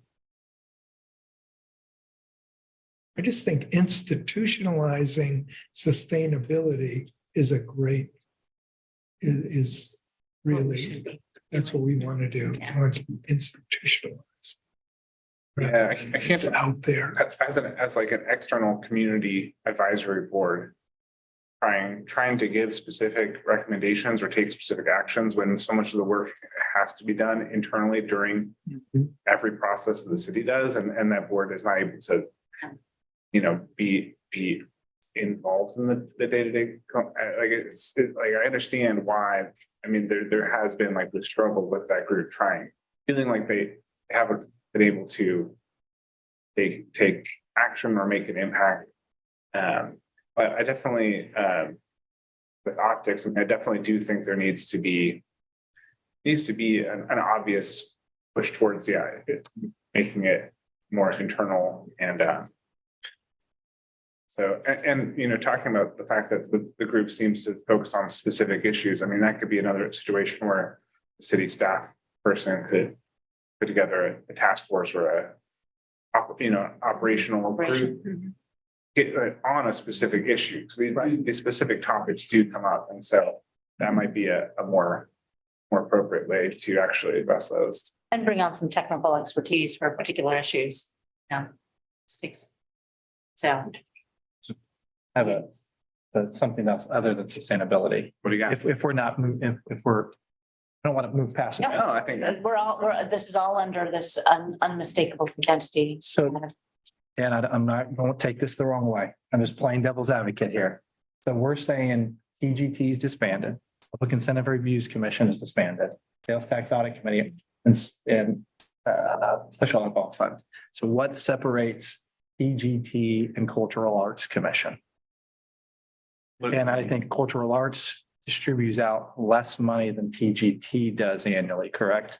there is a grant program that the Cultural Arts Commission does annually. Right. That's not the only thing it does. I get that, but when optically, as you're looking at this, and even from what you were saying, from a staff perspective, the amount of time that the staff spends internally to administer the Cultural Arts Commission, or be the liaison based off of the distribution of funds and the things that they're doing. How is that different than what the ones that we've already expanded would be? What justifies us keeping cultural arts as a standalone when we've disbanded 4 other ones? The TGT Advisory Board, I mean, one of the reasons why I didn't think it should have been a board in the first place was that it didn't meet annually. It wasn't a consistent group, and they didn't meet throughout the year. It was a group that would be cobbled together once a year to do this one little process and then disbanded. Whereas the Cultural Arts Commission meets throughout the year, sees like mural applications, oversees the sculpture exhibition. So lots of these different things that are, happen every year and are, so that's the difference. Whereas TGT Advisory Board is like literally just a tool to do a process. Was speaking for myself, who's never been to a cultural arts. Yeah. So I got perfect here. I put the Cultural Arts Commission in the same camp and apply the same analysis I did with the Historical Resources Commission, where I just felt like its mission, its performance, and its outcomes was significant enough that it merits just remaining. And that's for me, from a guy that's never been to one of either of those meetings, but yet that's just my perception of the playing field, right? That's all it is. I do think this process has made me develop an appreciation for the Historic Resources Commission as being it is a good parallel, where it's folks who have that specific sort of background and expertise in something which really shapes the community, but yeah, it's not. So I think that is a appropriate comparison. I think too, that, I'm the chair of the Parks and Rec Board now. And I really think that one of the things that I really want to emphasize is the integration of the arts into the physical decisions that Parks and Rec makes, the decision Parks and Rec makes about the physical environment. And I think increasingly, we want, like, for example, entries to the city. We want to be, I think, Parks and Rec ought to be able to rely on, of course, they can rely on staff, but I think it's cooler to have the Arts Commission, because then it becomes a more community-wide interest in, the design of parks. I mean, just think of all the new parks, the new green space. They all had input from the parks and from the Cultural Arts Commission. I like that more than input from staff. Although I have to admit that what Craig did when they put Porter O'Neill from the main staff to the Parks and Rec has been a great asset. And he is a great asset. Great asset. My commissioners were very happy. Yeah. Yeah. So I'd like to see that. I mean, I think Parks and Rec is really interesting because I'll go on another tangent here. It's like we know that green space and physical activity affects public health. We have, and as far as I know, and I'm on the health board too, there is literally no fixed relationship between the health department and Parks and Rec. None.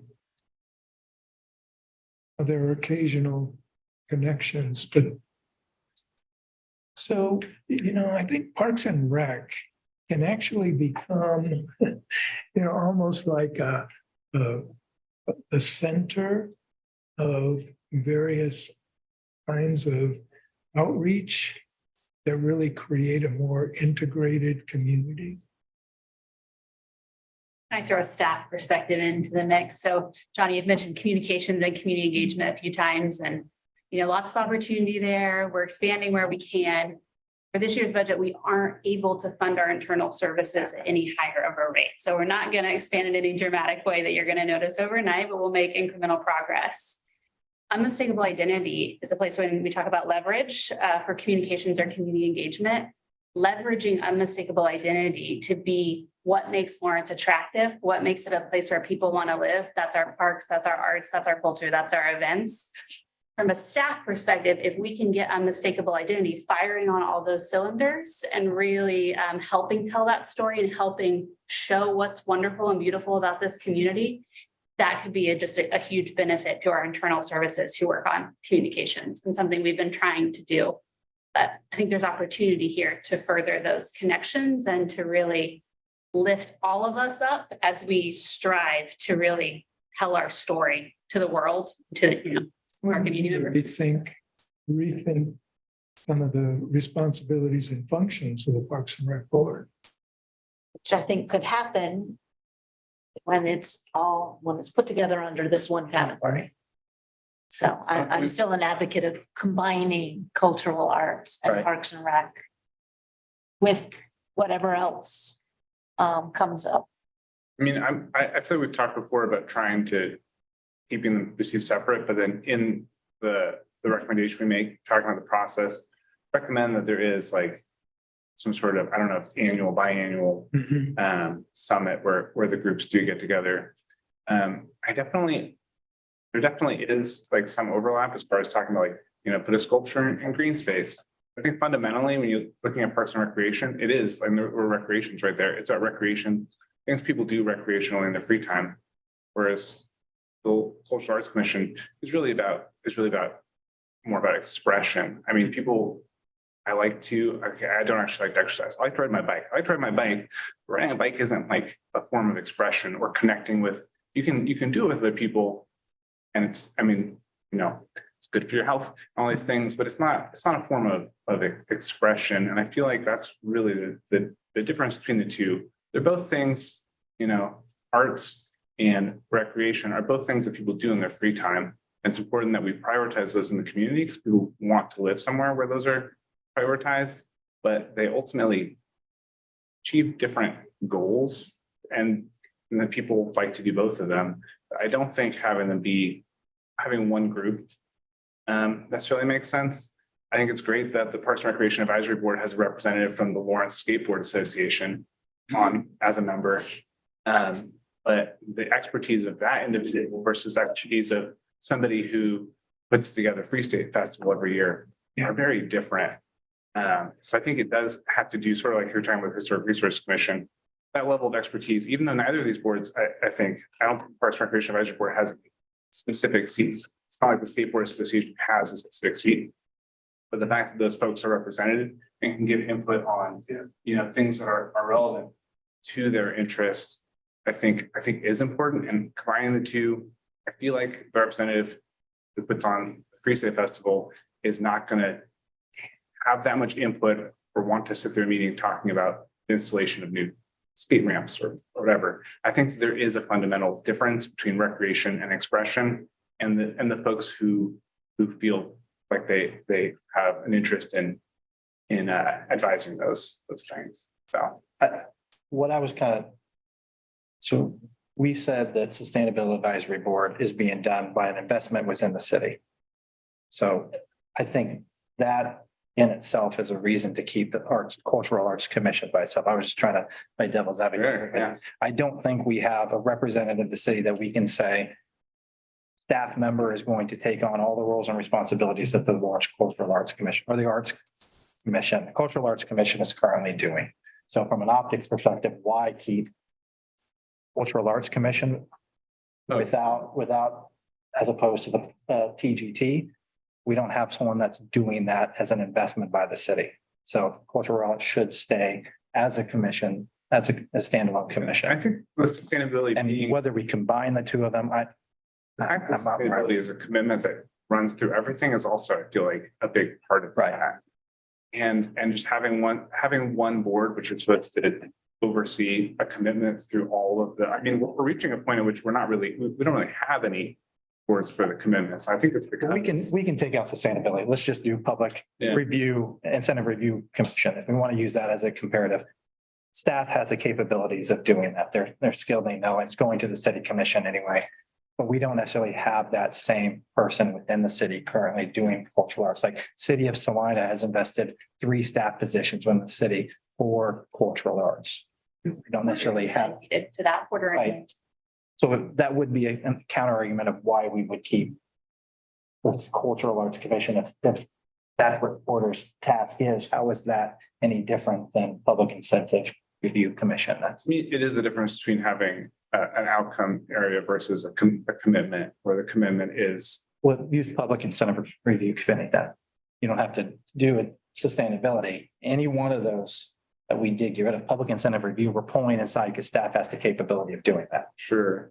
Yeah, and those are, I mean, I definitely hear what you're saying, but I think that's, you could make that same argument between anybody we dissolve versus anybody we don't. What is, I But think, we would have to have a justification as to why we're keeping one over another. Is kind of what I'm saying. And do you think the outcomes of Public Incentive Review Commission probably still good as well? I've not looked at their outcomes, but what is their outcomes versus one other? So we're kind of comparing apples to apples. Why keep one versus another? If staff's capable of doing the work that we're putting out there. I'll just sort of push back a little bit on what Dan said. I just think we might be missing out on some really remarkable things by keeping some of these cultural arts and parks and rec separate. I really think there's some creative things that could happen. I can't say it as well as Hannah said it in terms of what makes me want to live in Lawrence? Yeah. Is, I take part in parks and rec activities and cultural arts activities. And it's just sort of all, to me, it's like Lawrence is unique as a city and place to live. And it brings in the unique neighborhoods too. I mean, there's just a whole bunch of that. And I just wonder what could happen with a board that was looking beyond those two entities, those two more, I can't think of a word. The only thing I can think of is silos. So I'm going to go with it. Those two silos. So I don't know. I'm still on the camp of combining Parks and Rec and cultural arts under unmistakable. If we did combine them, I think the result would be we would create 2 subcommittees. Because I mean, and the subcommittees would meet separately, but they would meet quarterly, to connect. So there would be the connection, but still with the understanding that there's a lot of independence here, because like as a Parks and Rec guy, I'm not really interested in questions having to do with the Art Center.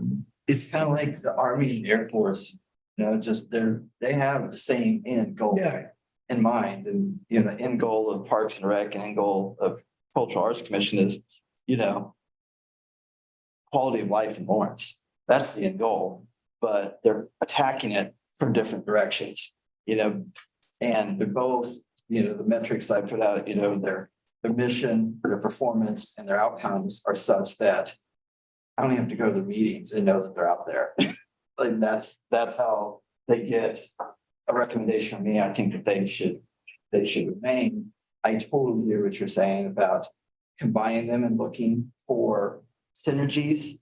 But if I carry my analogy out, you know, to a really extreme point, you know, there was a time in the past where we didn't have an Air Force, we had an Army Air Corps, but they after a while realized that they would actually do better apart.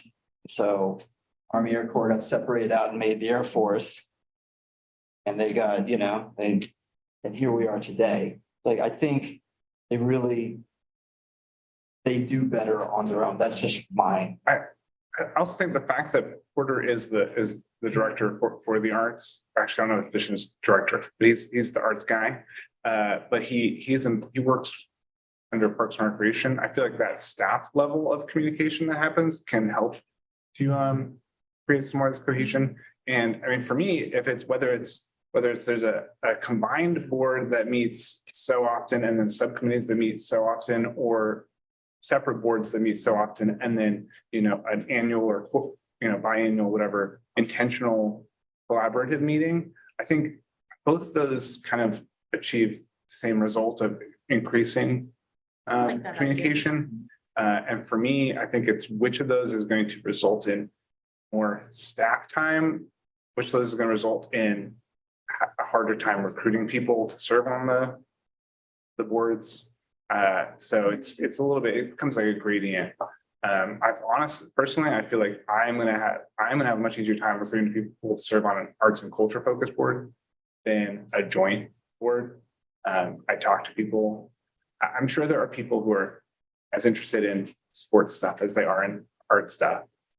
But I think it's easier to recruit people to serve on one or the other, and then have some intentional collaboration. Yes, the number of meetings could be moderated in some way so that this doesn't blow up staff time. Yeah, and I'm definitely happy to attend more meetings, but I know not everybody is. So.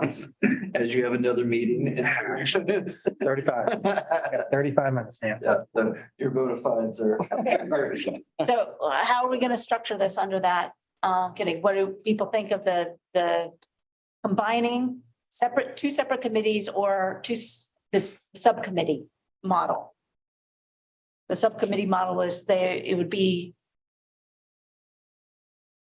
It really ends up being two separate committees. I guess there's two separate standing committees that will meet jointly. Sort of what it sounded like.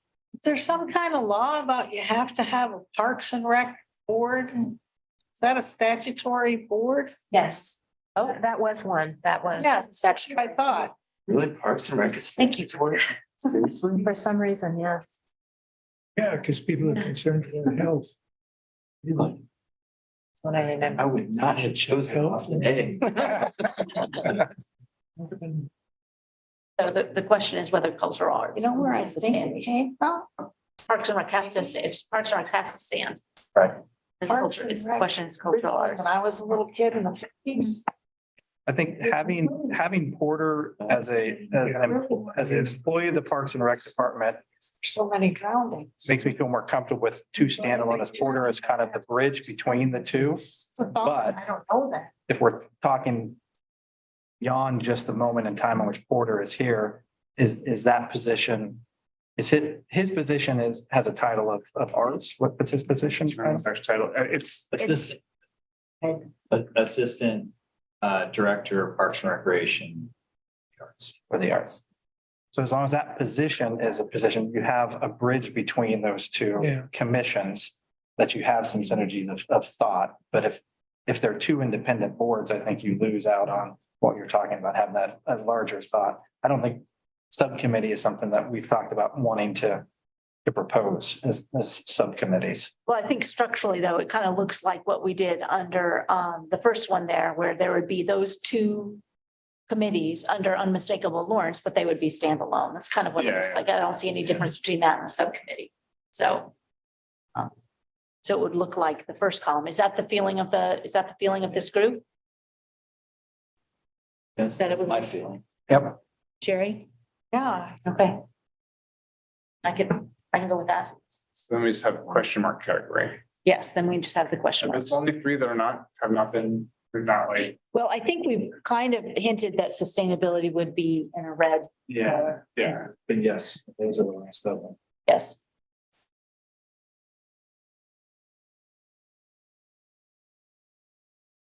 So what we're left with is with affordable housing and human relations. I know we had combined both of those. Circle sustainability in red, though, to signify our. Yeah. You know, on the Human Relations Committee. It would seem to me that a person would want to feel safe and secure from discrimination. I think it could go there real easily.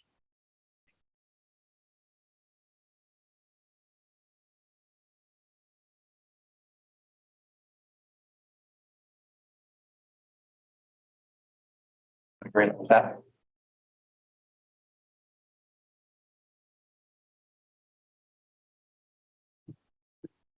Safe and secure. Yeah, because Human relations under safe and secure. it deals with elements of discrimination, right? I also included that under safe and secure. And I mean, it's just you go there, then if you don't like what you get, you go to district court. Because they can award a monetary, they have some teeth. The Human Relations Commission, because they don't really have any teeth. What do they do? Yeah, I'm still. the Human Relations Commission is an entity that wants to promote goodwill among, so that all people in the community feel welcome in this community, regardless of their race, sex, religion, sexual orientation, gender identity. So they try to foster goodwill in the community, study issues, and then they are part of the code. We have a chapter 10 that prohibits discrimination in housing, public accommodations, and employment in Lawrence. And so we have staff that investigate complaints, and the Human Relations Commission can sort of, look at patterns of complaints, determine if there needs to be a greater education in a particular area or those types of things. So sometimes there are educational things that they put forward. So that's kind of what they do. And the vast majority of the complaints that are handled under that are housing. Yeah. The city just got done, seen some code regarding not being able to discriminate regarding renting. Right, source of income. So you, Income, yeah, landlord- if you show up with a voucher. Yeah. They can't be turned away. because you have a voucher. Exactly. Would that fall under the mandate of Human Relations Commission to monitor Yes. that sort of thing? Yes. Okay. Well. Okay, safe and secure. I mean, that's where I had, yes. Were they looking to change the name of that commission? I have heard that they want to call it the Civil Rights Commission because they think that's more descriptive for the public. Means something like that. I think the Human Relations Commission, yeah, I think it confuses a lot of people, so. And is there any reason that you couldn't combine, given that description? And you're talking about a civil rights commission, that one board under safe and secure couldn't handle the police review and the topics that you just described. So yeah, to me, reviewing complaints or the community police review board and civil rights, to me, those things are a little bit more in line as far as trying to ensure that folks in the community are not facing discrimination. And I mean, looking at the bylaws, the community police review board, like it very clearly talks about bias and discrimination. It does, but one of the other things that I think would fall into the mandate, such as I understand it, it's not just, you know, are the police acting differently regarding, you know, one group of persons regarding another? Certainly that would come up. But there's also, you know, police can have a bad interaction with anybody of any color, any creed, any whatever, and that would also be there.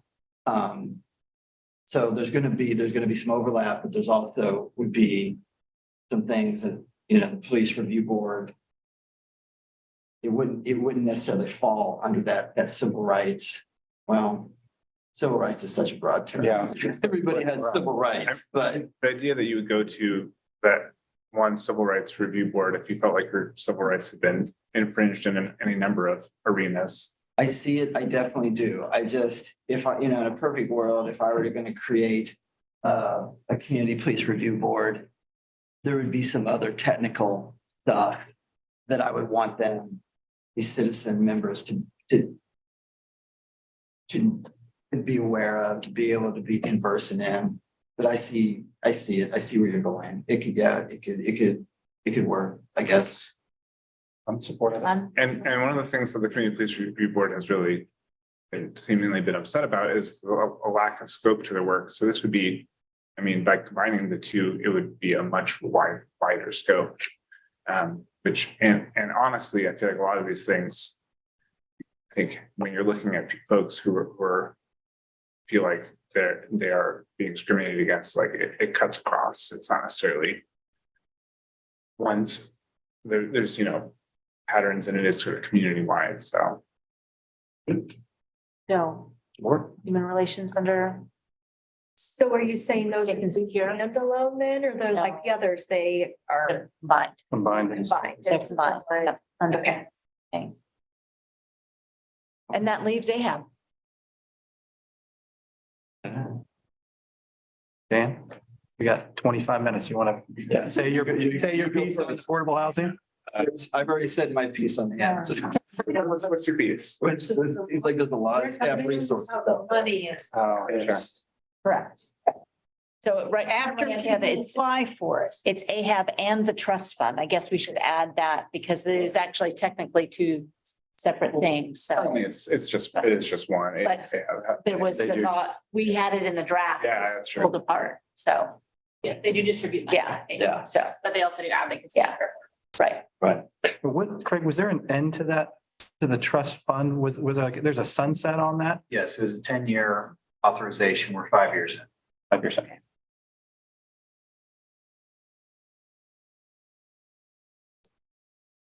So do people feel about Ahab like they do the Historic Resources Commission or the Lawrence Cultural Commission, that unique?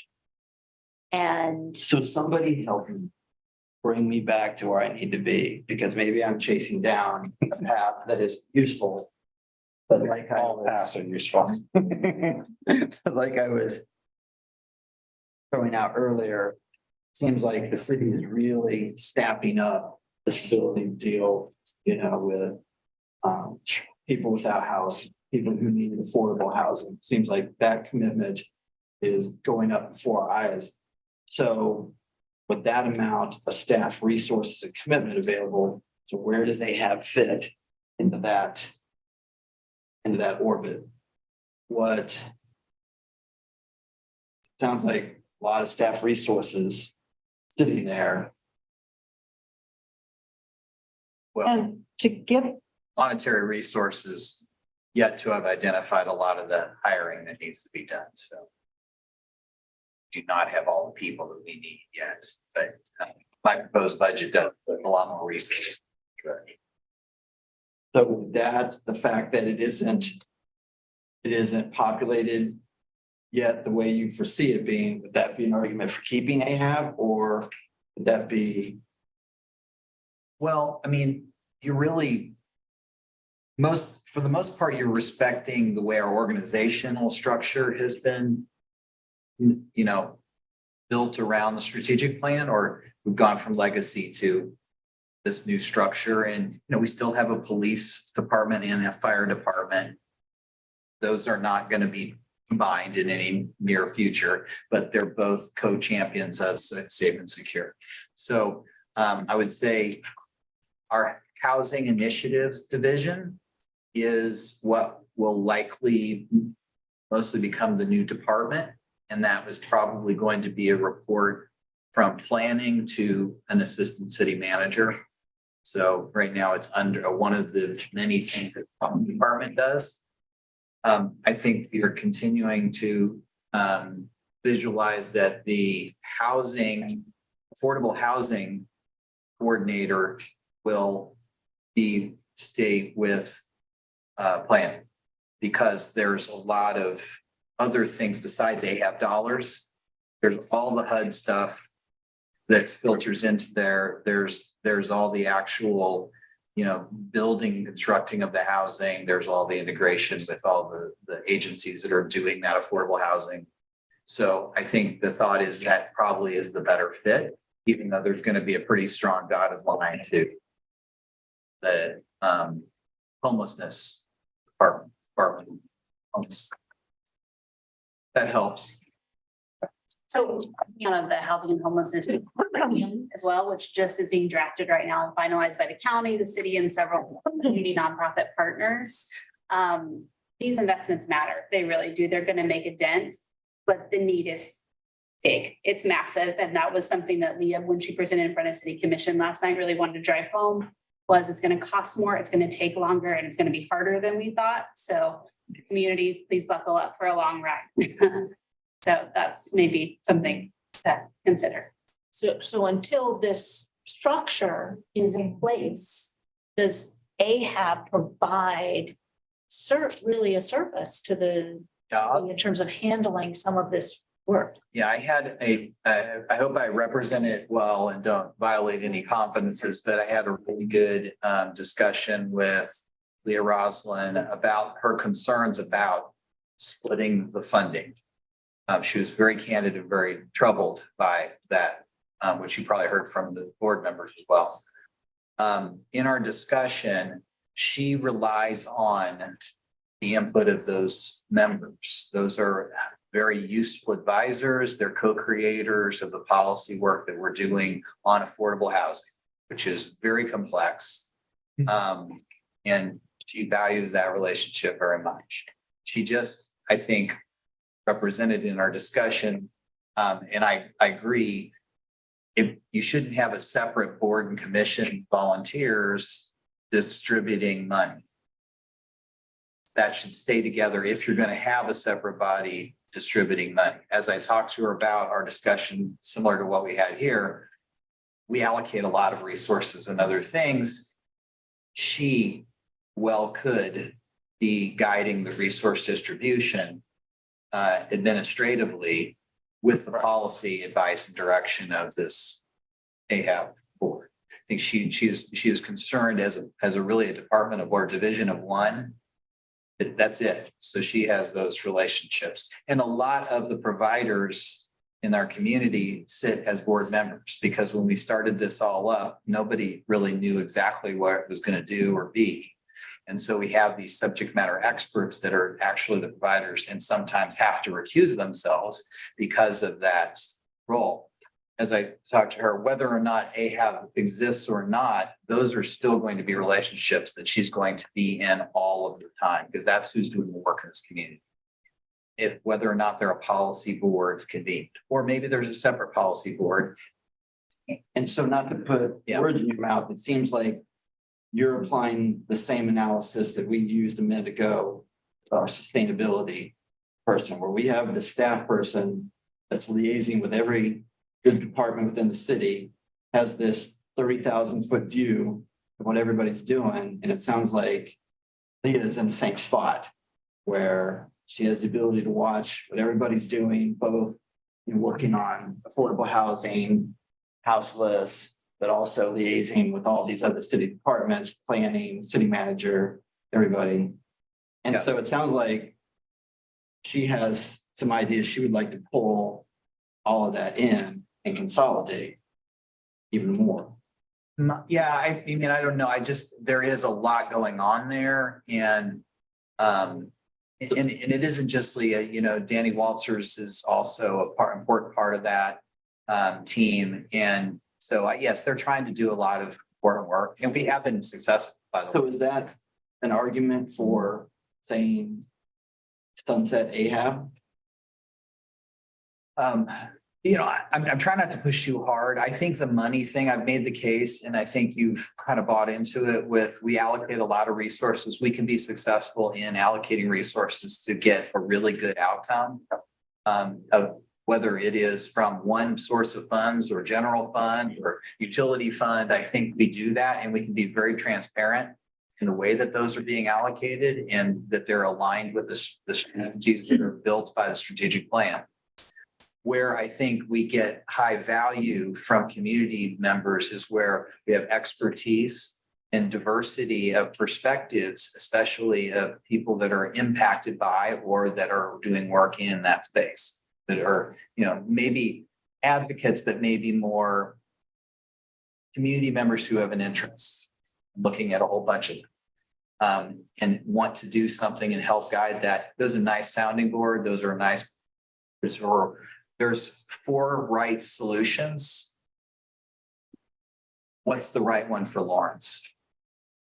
And that's where policy, that's how I define policy.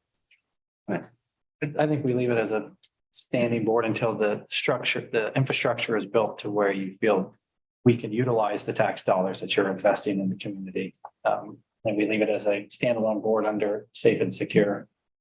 Strong welcoming neighborhoods, because several of the strategies under this strategic plan, affordable housing, sales tax dollars invested, create more ownership opportunities for low and moderate, increase affordable housing opportunities by investing in underutilized properties.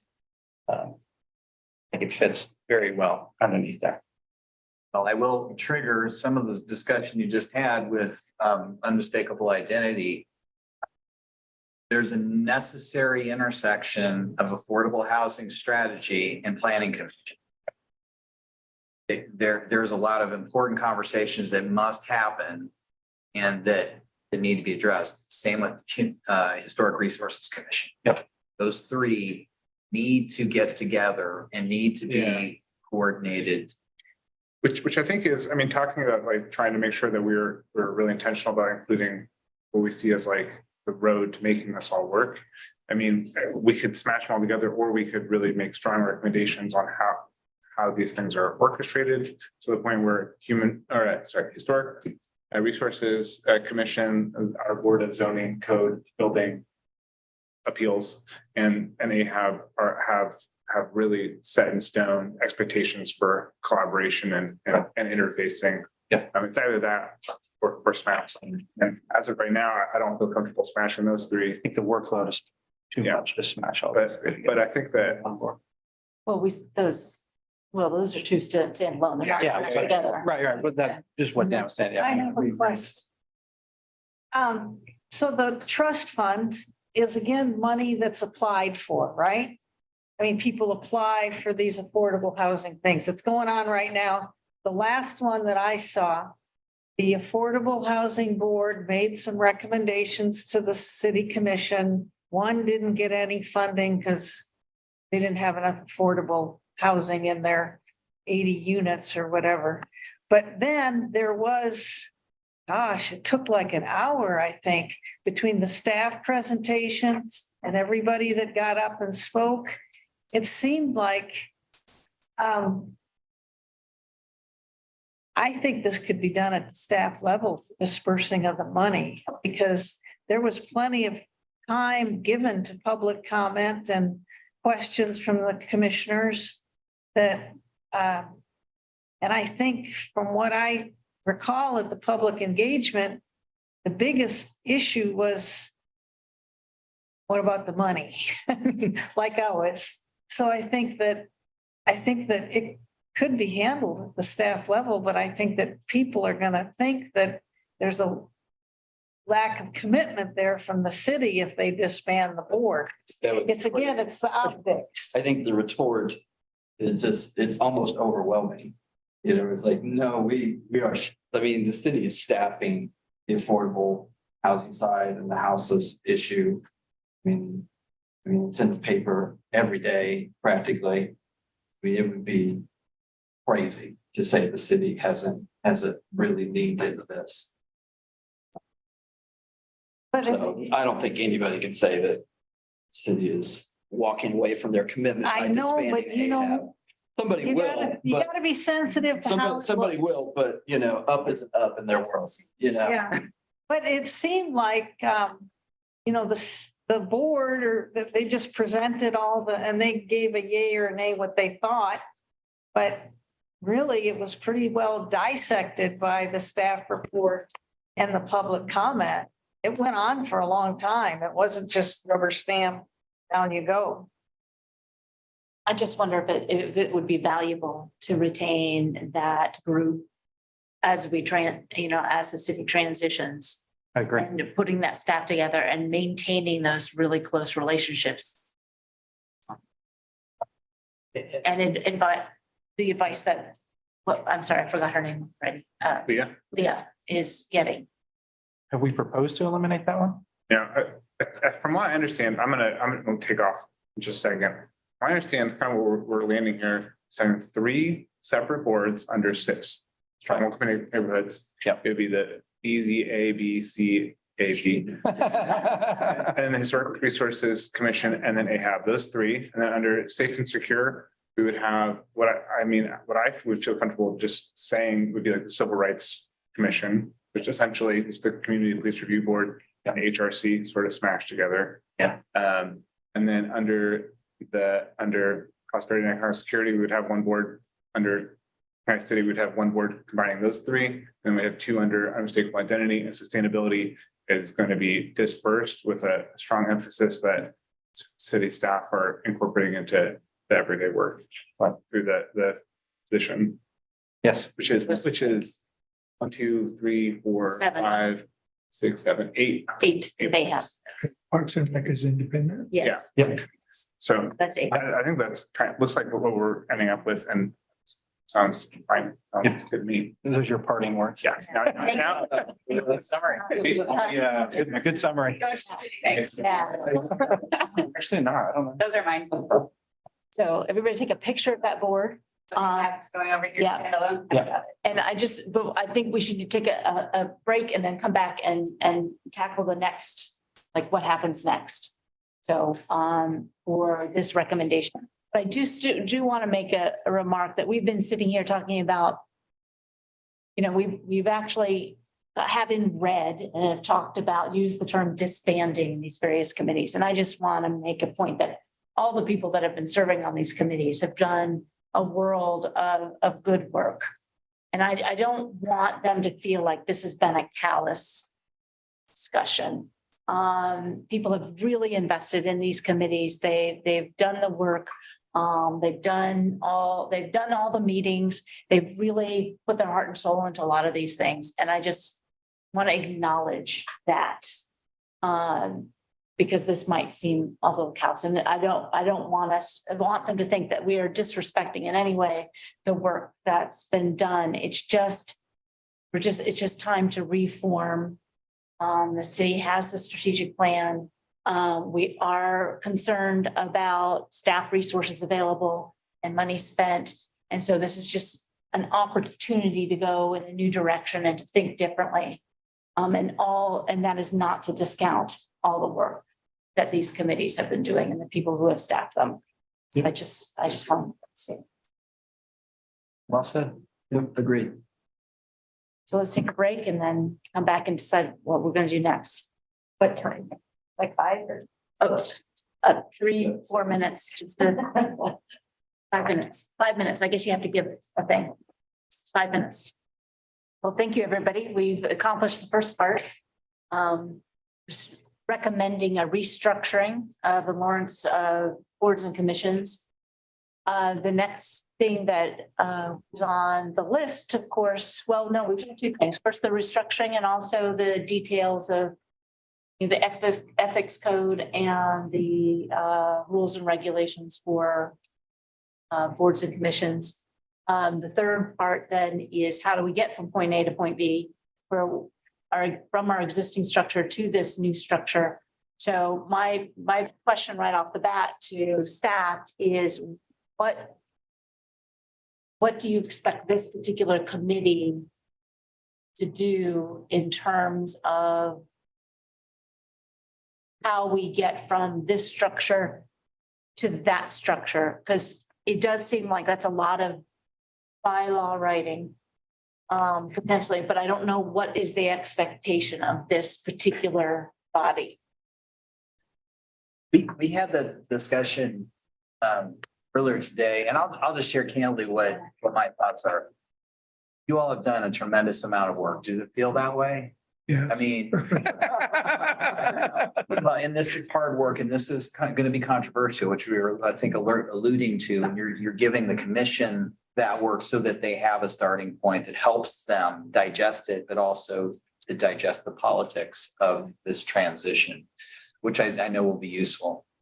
The drafting, and we start getting into these details, I think we can handle that. So I'll just say, you know, I drafted the resolution that put the charge out there. So I'm taking a little latitude with that. I put that in there, not knowing kind of how this would go and not knowing how difficult it would be to do all of this paper shuffling. But I think the earliest conversations that we had, we did some really good work about what do we like and not like. That feedback was really valuable. We did some initial drafting, I think, of some of the key components that we want to see in common. I think you gave good direction. So if you'll transmit this to the commission, ask them for their feedback, ask them to say, okay, then this is what it's going to be. Then we can then start the work of drafting, knowing that that's a fixed piece. The recommendations on how do we, and how long does it take? How do we go from there to there? You know, you've got maybe 300 people and we might have 80. What does that look like? Those are going to be tough things. I think we can make some recommendations to the staff or to the commission about what that looks like. You may want to stay convened and then give some reaction to. We could use you as a sounding board at a later stage. Mhm. After we suggest these are some methodologies, you can make some comments about that would be used in modification before it goes to the commission. So I'm not trying to let you off the hook or usurp. I probably get blamed for enough of that already, but I thought you worked really hard, and what you did here is the product that I think it helps the commission the most. We're ready to do the drafting. So it sounds like the next step you want from us is to transmit that board right there to the commission and say, you know, honorable commissioners, we've met per our mandate. This is what we recommend to you. Yeah, you're not fulfilling a couple of the duties that were put in the resolution. And I just asked the commission how they feel about that. I'll make a recommendation that we can take it from here. And they probably will feel okay about that. Then, like I said, maybe we put you back in action to reflect on drafts before we transmit it to the city commission, because you've already been thinking about it. Good. Yeah. But that would probably be 2 or 3 months from now. Right. Okay. The resolution does say that the committee will terminate on the 30th day after the presentation of its report to the governing body. So maybe when that report is made, we could somehow extend its existence to cover this other piece. Since staff would like to utilize this institutional knowledge as we draft, yeah, I don't think the commission would have a problem with that at all. No. Yeah. And they may also not dismiss you. They might say, like that, we got some feedback. Do some more of this work. That's possible too. In the community engagement plan that was reviewed at the beginning of this process, we also agreed that when we got to near final recommendations before they go to city commission, that those would be shared with current board and commission members to give them a heads up about what's going before city commission. So I think that's the promise we have to honor. So just marking that will happen, and that will be a moment, right? That'll be a moment. But I don't understand how that would look like. What does that look like? once we're comfortable with this, we'll put it into some sort of whatever it's gonna go to commission in, whatever format it's gonna go to commission in. And then just before it's published on the agenda, I would want to, out of respect for their service, let folks, current board and commission members know that this is what the board is going to recommend to city commission on this date. So they don't feel taken by surprise when these changes arrive, because this isn't what they saw in community engagement, right? Right. This is something different. So we're going to close that loop and let them know your next opportunity to engage will be at city commission meeting. And that you are reflecting what you heard too. Yes. From the Yes. input that you. Yes. And I think generally that does. We're pretty responsive to the input you did receive. And who's going to explain the logic? I think Craig would invite some of the committee members to come to the city commission meeting where this gets loaded. Yeah, I think there's going to be some heat. there is, and honestly, I would share with you, I remember when I was on the Traffic Safety Commission. And this is before your time, but it got rolled into the multimodal or whatever. And I think myself and everybody else sitting there, we totally understood what was going on. And there wasn't, but even then, I remember the poor staff guy that came and explained, okay, so this is your last meeting and you guys can vote and send one of your members, to this new committee and whatever. And even then, I remember like everybody, including myself, were like, we get what's going on and it's a good idea, but still, I mean, you've just convened a whole new thing. You're keeping one person from this committee, you're keeping one person from this committee, and then you're losing all this institutional knowledge in the room. Only governments think like that, right? I mean, it was like, even though there was buy-in from everybody in the room, there was still some sour grapes. And I remember sitting there thinking, I feel bad for this poor guy that came in here and was the one, because it wasn't our normal liaison. It was somebody else. And he was the guy that was there to turn off the lights. And it's Probably City Hall. And it sucked. And, it was like, I didn't feel like it was fair for this guy to be the guy that was getting an earful, but it's going to happen. And I just wanted to just share with you. I remember sitting there. That was a room where there was buy-in, right? And so I thought, what you said right before the break was absolutely on point, which is we're not discounting your service. We're just trying to go forward in a good way, a different way. It should be a process in a small d democracy that everybody should have a voice and a place for that voice to be heard. So just because they're not on the TGT committee anymore doesn't mean that their opinion cannot be heard by someone in that department at city staff. I mean, being on the board makes you a little extra special, but we should all be extra special. And our voice should still be heard, and we should feel comfortable and feel like that voice is valued. So we're not kicking them, they're not being kicked off the planet. They just have another avenue. Their voice should be just as important in the ear of a commissioner that they call or email, or a city manager that they call, or assistant city manager that they call or email. It shouldn't change things that much. I mean, the one issue I've ever been involved in, I had to push the first 6 months to get my voice heard, but after it got heard real clearly. So I just think that because of stand resolute in what we've decided.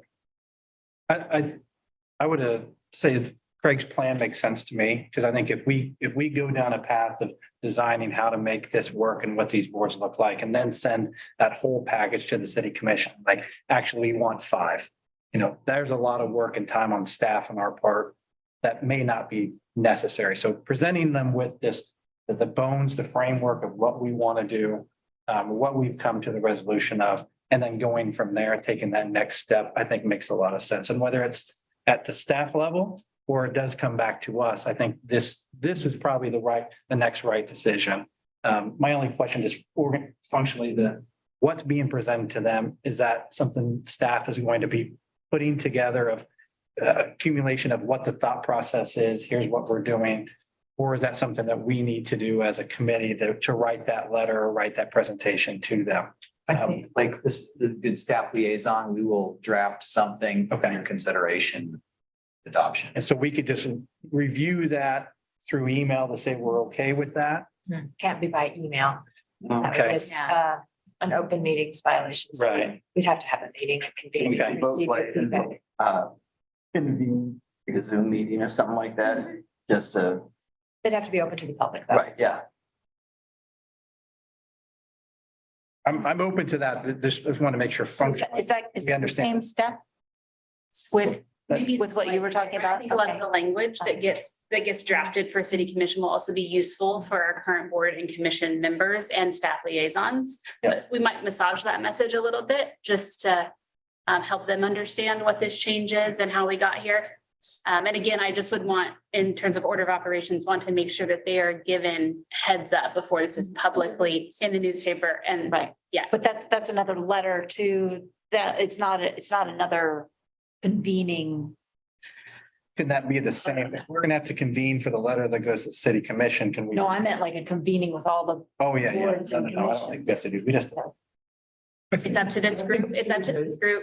That connecting this whole thing to the strategic plan is really important in terms of conveying to the public. You know, the strategic plan is not just, a piece of paper out there. It's meaning something. It's important. I know the commission feels that way. And we've continued, the budget was just another level of really committing ourselves to this is the way we are organized and what we're doing. So it's pretty logical. So let's just keep that up. Yeah. Okay, let's go.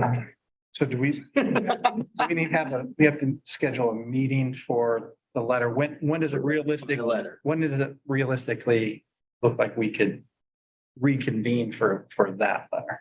Well, I mean, just draft the letter, right? Send it out so that we can see it beforehand. And then if we're just gonna meet by Zoom, which I think is very doable and very malleable to everybody's schedules. I mean, it shouldn't be a big deal to convene us again for that limited purpose. It's a public. Yeah, inform the public. How Yeah, many you days just in have to advance? notice it Well, we and make it available for the public. would publish the agenda like we do with the location only being Zoom and with the one item. And that letter would be published with it as well. So the public would be viewing it when you were viewing it. And then you just provide input on it and prove it or make changes to it. And then it would be an agenda item for the commission's consideration after that. Does that sound? Am I missing anything, Tony? No, I mean, we would have to have a physical presence. It's just, it's like Yeah. another meeting. Okay. Yeah. But we could all meet on Zoom. If necessary, yeah. So I'm gonna be on the road a ton here in the next 30 days. I want to participate. I want to, I want to be a part, see it through. But that actually is the final step of this body until we may be brought together 3-4 months down the road to help be a sounding board for the city. If that's the will of. We might get If that's the will of the. We might get Yes. invited to come to city commission as well. Yeah. To Right. explain our thinking and just put a human face on I what think we that would be achieved. very powerful as many of you who could show up there to answer questions as possible. Yeah. Because otherwise, I can do that. Yeah. I can commit to that. it's just staff taking the heat, which is not fair. All right. So we don't need to set a meeting, we'll just. do it. No, we're just Okay. wait What's to your hear. emails? Yeah. We need anything for. For the motion to adjourn? We need to do for you for the boards. I think we can probably take care of that. I might have Sharon review it, review the email to boards and commission members. Okay. If you're comfortable with that. Okay. Or I just would like someone to feedback on it, whether that's my team or whether that's Sharon, but yeah, I think we need to have a meeting. If you all feel comfortable trusting us to draft that communication. Yes. Thank you. Okay. Very much so. Anything else? Move to adjourn. Second, Second. All those in favor? Aye. Aye. Indicate your approval by walking Opposed? out. Yeah.